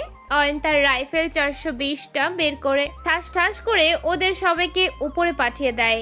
তারপর মেয়েটার কাছে যায়। দেখলো মেয়েটা ভয় পেয়ে আছে। অয়ন মেয়েটার কাছে গিয়ে বলল, এত রাতে এখানে কি করছিলে? মেয়েটা কাঁপা কাঁপা কণ্ঠে বলল, প্রেম ভালোবাসা মিথ্যা, বিশ্বাস করো না জীবনে এই প্রেম নামক শব্দটাকে। মেয়েটা কোনো কথা বলল না। অয়ন এবার বলল, আচ্ছা তোমার বাসা কোথায়? তারপর অয়ন মেয়েটাকে তার বাসায় পৌঁছে দিয়ে কলেজের দিকটায় যায়। চুপি চুপি কলেজের গেটের সামনে গিয়ে দেখছে ওখানে দারোয়ান নাক ডেকে ঘুমাচ্ছে, কিন্তু কলেজের গেটটা সে খোলা দেখতে পায়। এত রাতে কলেজের গেট খোলা কেন? কে আছে কলেজের ভেতরে? দেখতে হবে। তাই চুপি চুপি কলেজের ভেতরটায় ঢুকলো। এই বলে আর কে ভাই, জোগাড় কিং আপনাকে 14 তারিখে তার সঙ্গে দেখা করতে বলেছে। তাই নাকি? কখন, কোথায় দেখা করবে? সময় হলে সবই জানতে পারবেন। ঠিক আছে, আর আমার কাছে 40 জনের মতো মহিলা আছে। কাল না হয় তার পরের দিন ওদেরকে ইংল্যান্ড পাচার করার ব্যবস্থা করো। কালকেই ওদের পাচার করব। বড় মালদার পার্টি আছে, অনেক টাকা পেমেন্ট করে। তাই নাকি? ভাই, ওকে, আজকে উঠি। ঠিক আছে। এবং বাকি লোকেরা রুমের বাইরে আসতে থাকে। অয়ন চুপি চুপি কলেজের গেটের বাইরে এসে একটা দোকানের আড়ালে লুকিয়ে থাকে। কিছুক্ষণের মধ্যে আর কে এবং বাকি লোকেরা গেটের বাইরে আসে। একটা ছেলে দারোয়ানকে ডাকতে লাগলো। ওই দারোয়ান, ওই সালা দারোয়ান, জি ভাই। এই নে তোর বকশিস। আর আমরা যে এখানে আছি সে কথা যেন কেউ জানতে না পারে। আপনি কি যে বলেন ভাই, আমি ছাড়া কেউ জানতে পারবে না। ঠিক আছে, মনে থাকে যেন। দারোয়ান ঘুম থেকে উঠে থতমত খেয়ে বলতে থাকে। এই বলে ওরা সবাই কিছু দূর হেঁটে গিয়ে দূরের দুটো গাড়িতে করে চলে যায়। আর দারোয়ান গেট বন্ধ করে দিয়ে আবারও ঘুমের দেশে চলে যায়। এবার অয়ন বিষয়টা বুঝতে পারল যে দারোয়ান ওদের টাকার মায়ে পড়েছে। মনে করছে এই দারোয়ানকে এখনই গুলি করে তাকে ঘুমের জমের বাড়ি পাঠাই, কিন্তু পরক্ষণে সে ভাবতে থাকে দারোয়ানকে মারাটা ঠিক হবে না, কারণ দারোয়ান হচ্ছে তার মূল অস্ত্র, তাকে দিয়ে সে সফল হতে পারে।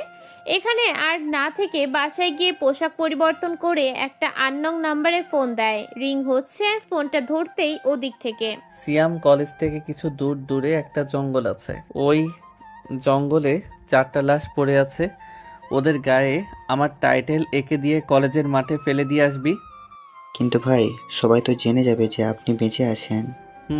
যাবে, তবে লেডি কিং কখনোই বিশ্বাস করবে না যে আমি বেঁচে আছি, কারণ সে আমাকে নিজের হাতেই গুলি করেছে। এর মধ্যে একটা রহস্য আছে, তুমি বুঝবে না। যে কাজটা তোমাকে দিয়েছি সেই কাজটা করো। ওকে ভাই। এই বলে ফোনটা কেটে দিয়ে বিছানায় গা এলিয়ে দিল।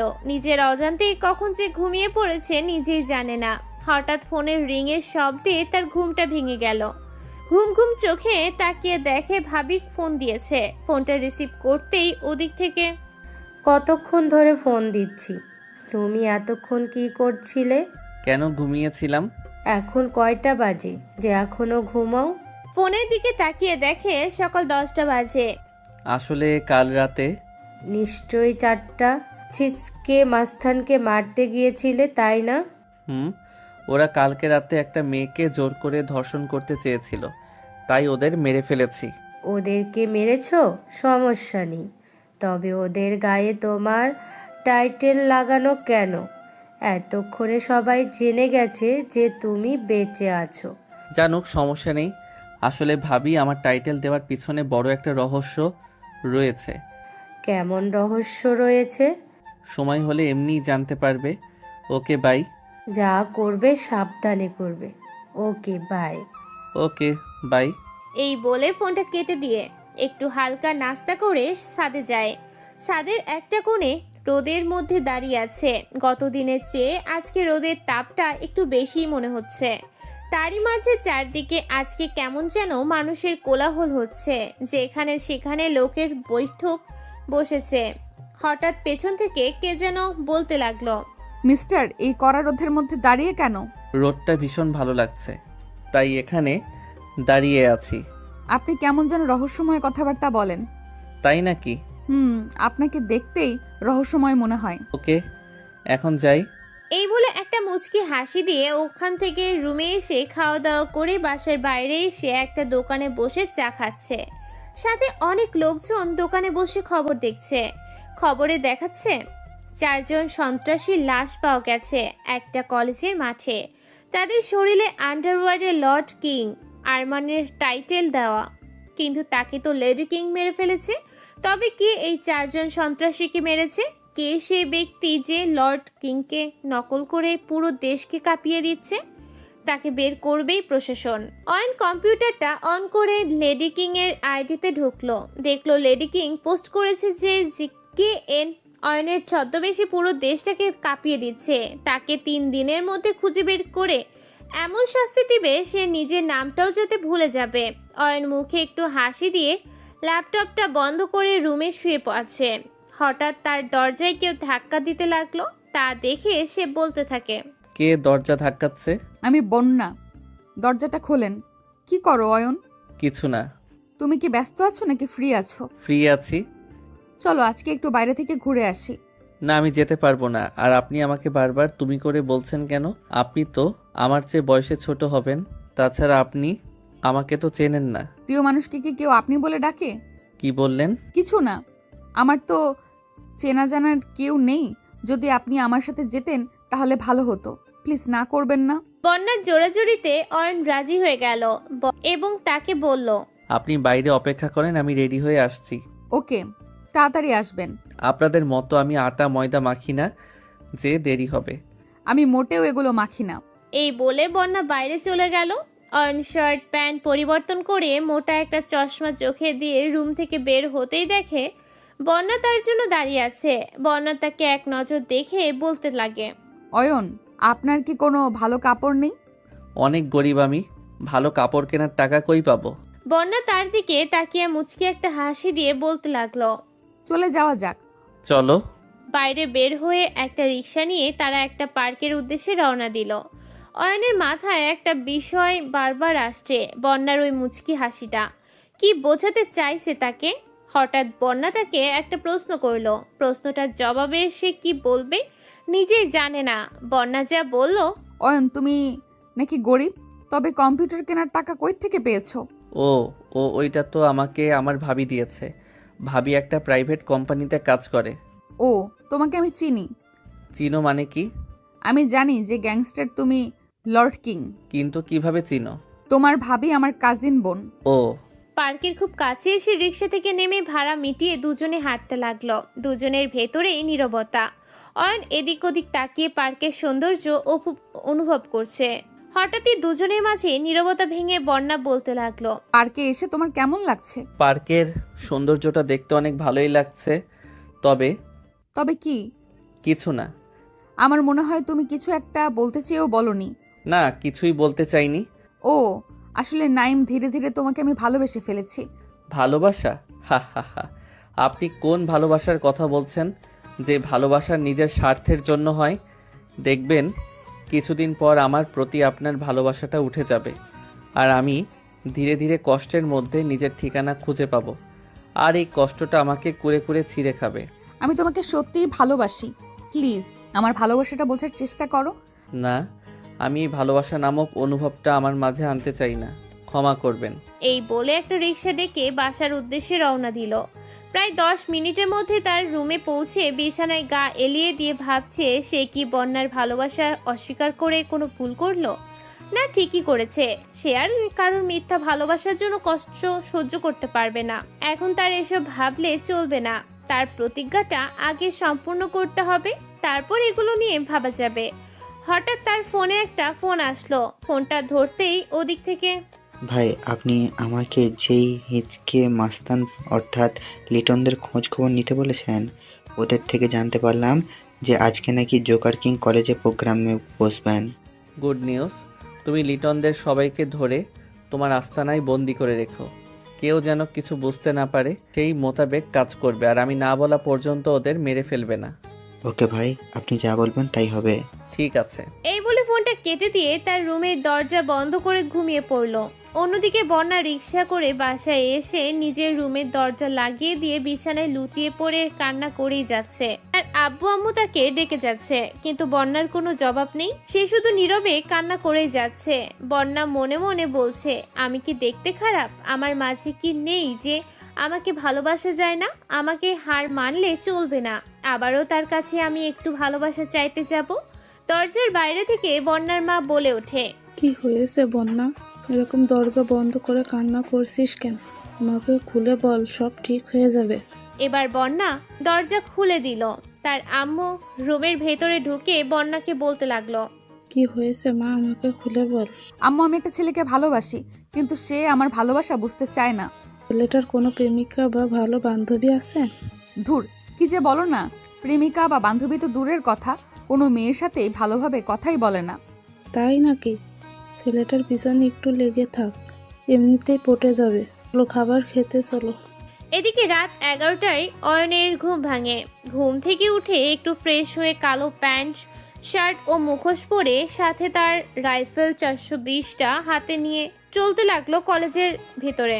অন্ধকার কুটকুটে রাত, একা একা হাঁটছে। কিছু দূর এগিয়ে গিয়ে তার ফোনটা বের করে একটা আননোন নাম্বারে ফোন করলো। ফোনটা ধরতেই ওদিক থেকে, সিয়াম, 10 মিনিটের মধ্যে তুমি সহ 200 জন লোক নিয়ে আমার কাছে আসো। ফোনটা কেটে দিয়ে অয়ন একটা গাছের উপর উঠে বসে আছে। পকেট থেকে একটা সিগারেট ও ম্যাচ বের করে সিগারেটে আগুন ধরিয়ে মুখে দিয়ে মনে ইচ্ছা মতো সিগারেট টানছে। তখনই তার ফোনে একটা মেসেজ আসলো, তাতে লেখা, ভাই লিটনদের উপর একটু টর্চার করে জানতে পারলাম কলেজের চারপাশে সিসি ক্যামেরা লাগানো রয়েছে, আর ওখানে পৃথিবীর বড় বড় মাফিয়ারাও থাকবে, লেডি কিং সহ। অয়ন রিপ্লাই ধন্যবাদ লিখে সেন্ড করে দিল। সাথে সাথে একটা নাম্বারে ফোন করে দুটো ল্যাপটপ আনতে বলল। মাথায় এখন প্রচুর টেনশন পাক খাচ্ছে, যে করেই হোক আজকে তার ভাইয়ের মৃত্যুর প্রতিশোধ নিতেই হবে। কিছুক্ষণের মধ্যে তার সামনে 15-20টা গাড়ি এসে দাঁড়ালো। অয়ন সবার প্রথমে থাকা কালো রঙের গাড়িটির ভিতরে গিয়ে বসলো আর সবাইকে বলে দিল, আমি না বলা পর্যন্ত কেউ কিছুই করবে না। অয়ন ড্রাইভারকে বলল, কলেজের 1 কিলোমিটার দূরে গাড়ি থামাবে। ওকে ভাই। তখনই নাজমুল নামে একটা ছেলে বলে উঠল, ভাই এই নিন দুটো ল্যাপটপ। একটা ল্যাপটপ তুমি নাও, আর একটা আমায় দাও। শোনো, কলেজের চারপাশে সিসিটিভি লাগানো আছে, যে করেই হোক ন্যূনতম 10 মিনিটের জন্য হলেও ওই সিসিটিভি ডিভাইসটা আমাদের আয়ত্তে আনতেই হবে। না হলে আমরা কলেজে পৌঁছানোর আগেই শত্রুপক্ষ আমাদের দেখে ফেলবে। বুঝলাম ভাই, ইনশাল্লাহ আমি সিসিটিভি ডিভাইসটা হ্যাক করতে পারবো। আপনি হ্যাক করার চেষ্টা করা বাদ দেন, না হলে পরবর্তীতে গোলমাল সৃষ্টি হতে পারে, কারণ একসাথে দুটো ডিভাইস থেকে একটা ডিভাইস হ্যাক করা সম্ভব না। তুমি চালিয়ে যাও। ভাই একটা কাজ করতে হবে। কি কাজ বলো? ভাই আমাদের সবার ফোন সুইচ অফ করতে হবে। ওকে। অয়ন সবাইকে তাদের ফোন সুইচ অফ করতে বলল। সবাই সবার ফোন সুইচ অফ করে ফেলল। ইতিমধ্যেই ড্রাইভার কলেজের 1 কিলোমিটার দূরে গাড়ি দাঁড় করায়। তখনই নাজমুল বলল, ভাই সিসিটিভি ডিভাইস আমাদের আয়ত্ত করতে পেরেছি, আমাদের উচিত অতি শীঘ্রই শত্রুপক্ষের উপর হামলা করা। ঠিকই বলেছ। অয়ন ড্রাইভারকে বলল, তাড়াতাড়ি কলেজের খুব কাছাকাছি গিয়ে গাড়ি দাঁড় করাবে। অয়নের কথা মতো ড্রাইভার কলেজের খুব নিকটবর্তী একটা মোড়ে গাড়ি দাঁড় করায়। অয়ন সবাইকে উদ্দেশ্য করে বলল, তোমরা সবাই চলো, তাড়াতাড়ি কলেজের ভিতর গিয়ে শত্রুপক্ষের উপর হামলা করতে হবে। অন্যদিকে সিসিটিভির কাছে থাকা সিকিউরিটিগুলো বুঝতে পারলো যে তাদের ডিভাইসটা কেউ নিজের আয়ত্তে করে নিয়েছে। তাই তারা পরিস্থিতি মোতাবেক দৌড়ে গিয়ে তাদের বস আর কে খবর দেওয়ার আগেই কলেজের মাঠ থেকে গুলির আওয়াজ আসতে লাগলো। শুরু হলো আক্রমণ। আর কে লোক প্রায় 500 জনের মতো, আর তারা আছে মাত্র 200 জন লোক।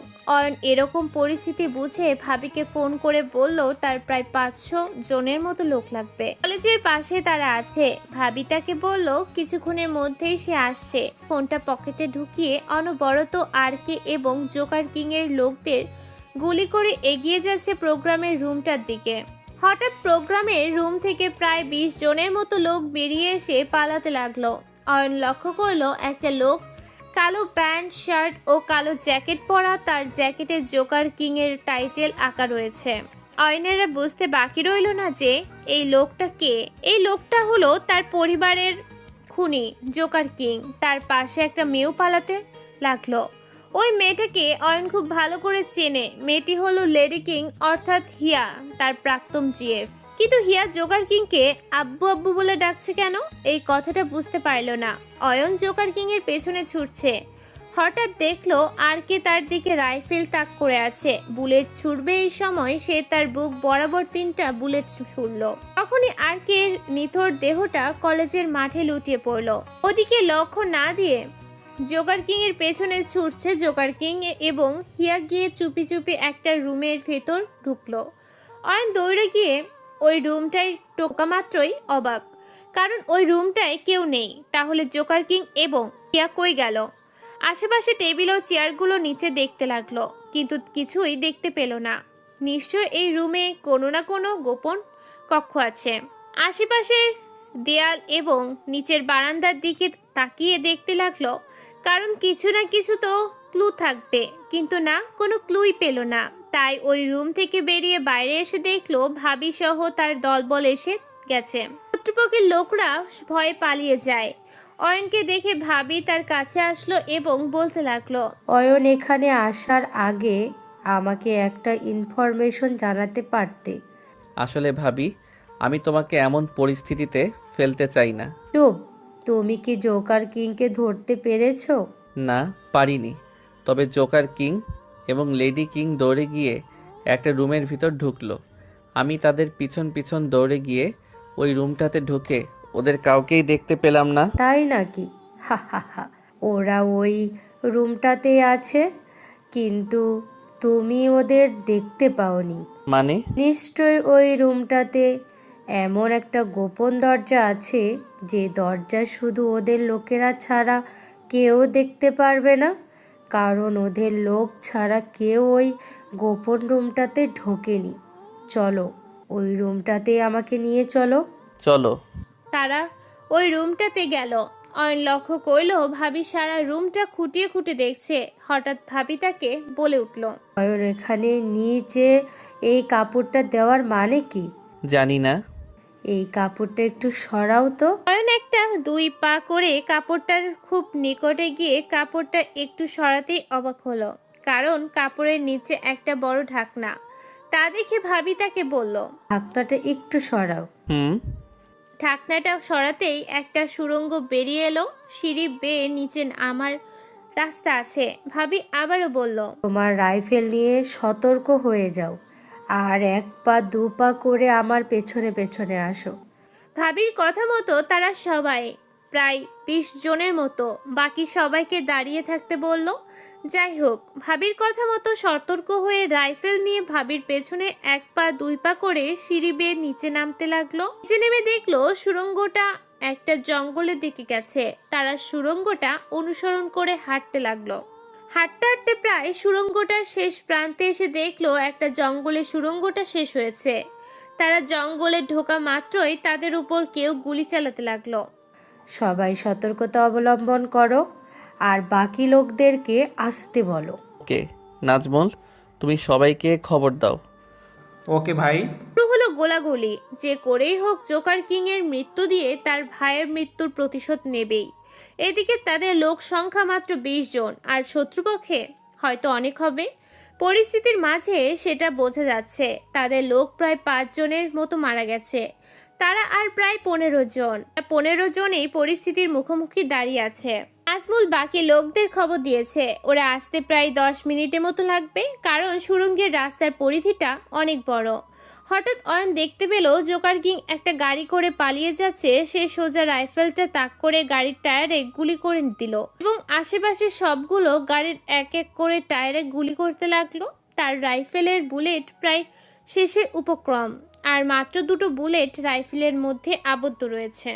ইতিমধ্যে তার লোকেরা ঘটনাস্থলে উপস্থিত হয়েছে। সবাই সবার নিজের মতো শত্রু দমন করতে লাগলো। মাত্র কয়েক মিনিটেই জঙ্গলটা গুলির শব্দ থেকে নীরব হয়ে গেল। চারদিকে প্রায় কয়েক শতাধিক মানুষের মরদেহগুলো লুটিয়ে পড়ে আছে। তারা ওদিকে লক্ষ্য না দিয়ে সামনের দিকে এগোতে লাগলো। সামনের জঙ্গলের ভেতর একটা সুন্দর বাড়ি দেখতে পেল। সবাইকে বলল, তোমরা সতর্কতা অবলম্বন করে বুলেট ছুড়বে। আর ভাবি, আমার রাইফেলের প্রায় বুলেট শেষ, একটা বুলেট থাকলে দাও। ভাবি কয়েকটা বুলেটের প্যাকেট দিল। রাইফেলের বুলেটগুলো ভরে নিয়ে বাড়িটার সিঁড়ি বেয়ে ধীরে ধীরে 1 পা 2 পা করে উপরে যাচ্ছে। হঠাৎ করে একটা রুম থেকে কে যেন বলতে লাগলো, আয়ান, এইদিকে আসো। হি হা হা হা হা। কণ্ঠটা বেশ চেনা চেনা লাগলো। আস্তে আস্তে ভাবি এবং অয়ন ভিতরে যেতেই অবাক হলো, কারণ ভেতরে তার আব্বু, আম্মু এবং নীলাকে দড়ি দিয়ে জোকার কিং এর লোক বন্দি করে রেখেছে। ওখানে দাঁড়িয়ে রয়েছে জোকার কিং, হিয়া সহ আরো কয়েকজন লোক, সাথে মোকসেদ সহ। তখনই অয়ন বলতে লাগলো, মোকসেদ, তুমি এখানে? লর্ড কিং, তোমার ধ্বংস দেখতে এসেছি। এই বলে ওরা সবাই হো হো করে সারা রুমটাতে পৈশাচিক হাসি রোল বানিয়ে দিল। আবারও অয়ন বলতে লাগলো, মোকসেদ, তোমাকে আমি অনেক বিশ্বাস করতাম, আর শেষমেশ কিনা তুমি আমার সাথে এইরকম বেইমানি করলে। কি করব বল, আমার অনেক দিনের ইচ্ছে তোকে মেরে এই দেশের ডন হব। আমার ছোট ভাইদের মেরেছিলে। এই বলে মোকসেদ আর তার হাতে থাকা রাইফেলটা উঠিয়ে অয়নের দিকে তাক করে রইল। অয়ন চোখ বন্ধ করে রইল। হঠাৎ কয়েকটা গুলি করার শব্দ হলো। চোখ খুলে দেখলো মোকসেদ এবং জোকার কিং বাদ দিয়ে হিয়া সহ ওদের বাকি লোকগুলোর দেহটা রুমের মেঝেতে লুটিয়ে পড়ে আছে। তখনই মোকসেদ বলল, ভাই, আমি মরে গেলেও আপনার সাথে বেইমানি করতে পারবো না।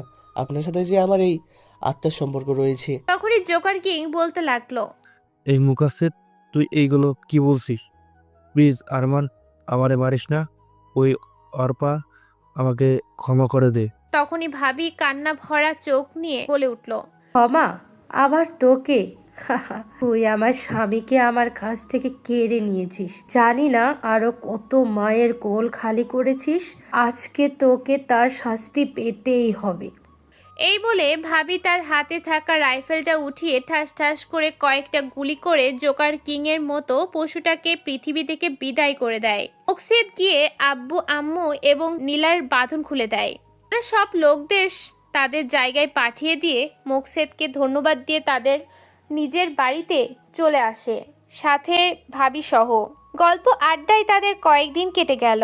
আজকে হঠাৎ আব্বু এসে তাকে বলে গেল আজকে নাকি তার বিয়ে।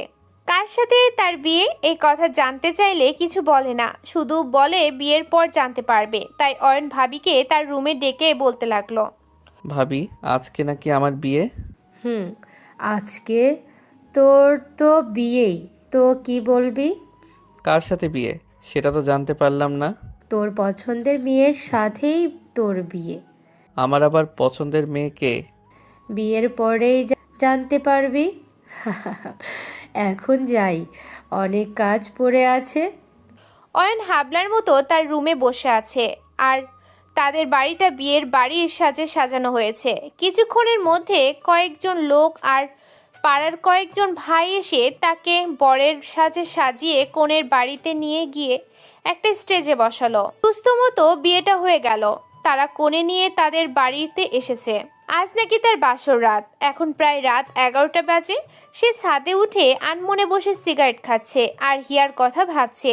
হঠাৎ পেছন থেকে ভাবি বলে উঠল, অয়ন, এখানে বসে কি করো? বাসর ঘরে যে তোমার জন্য নতুন বউ অপেক্ষা করে আছে, তাড়াতাড়ি যাও। যাচ্ছি। আর হ্যাঁ, বিড়ালটা কিন্তু ঠিক করে মারবে। এই বলে ভাবি চলে গেল। অয়ন সিঁড়ি বেয়ে নিচে নেমে রুমের দিকে যাচ্ছে। একদম রুমের কাছে গিয়ে দরজায় হাত দিতেই দরজা খুলে গেল। রুমে প্রবেশ করতে দেখলো তার বউ লম্বা ঘোমটা দিয়ে বিছানা থেকে নেমে তার পায়ে সালাম করে আবার বিছানায় গিয়ে বসলো। অয়ন বিছানার উপর বসে বউয়ের মাথার ঘোমটাটা সরাতে চমকে উঠল। এ তো শাকচুন্নি থুকু, এ তো বন্যা। সে বন্যাকে বলে উঠল, বন্যা আপনি? আমি। তুমি নাকি আমাকে ভালোবাসবে না? এখন দেখো, তোমায় বিয়ে করেই ফেললাম। আমি তোমাকে আপনি করে না বলে তুমি করে বললে খুশি হব। তাই নাকি? তাহলে লাইটটা অফ করো। কেন? আমার বউটাকে একটু আদর করি। তখনই তার ফোনে একটা আননোন নাম্বার থেকে ফোন আসলো। ফোনটা ধরতেই ওদিক থেকে, ভাই, লিটনদেরকে কি মেরে ফেলবো? ওদের মুন্ডুটাকে নিয়ে ফুটবল খেলো গিয়ে। এই বলে ফোনটা কেটে দিল। তখনই বন্যা তার কাছ থেকে ফোনটা কেড়ে নিয়ে সুইচ অফ করে ফোনটা পাশে টেবিলে রেখে বলতে লাগলো, বাসর রাতে ওনার খুনাখুনি, দাঁড়াও আজকে মজা দেখাচ্ছি। এই বলে বন্যা অয়নের নিরীহ দেহটার উপরে ঝাঁপিয়ে পড়ল। এভাবেই চলতে লাগলো তাদের ভালোবাসা। আসসালামু আলাইকুম।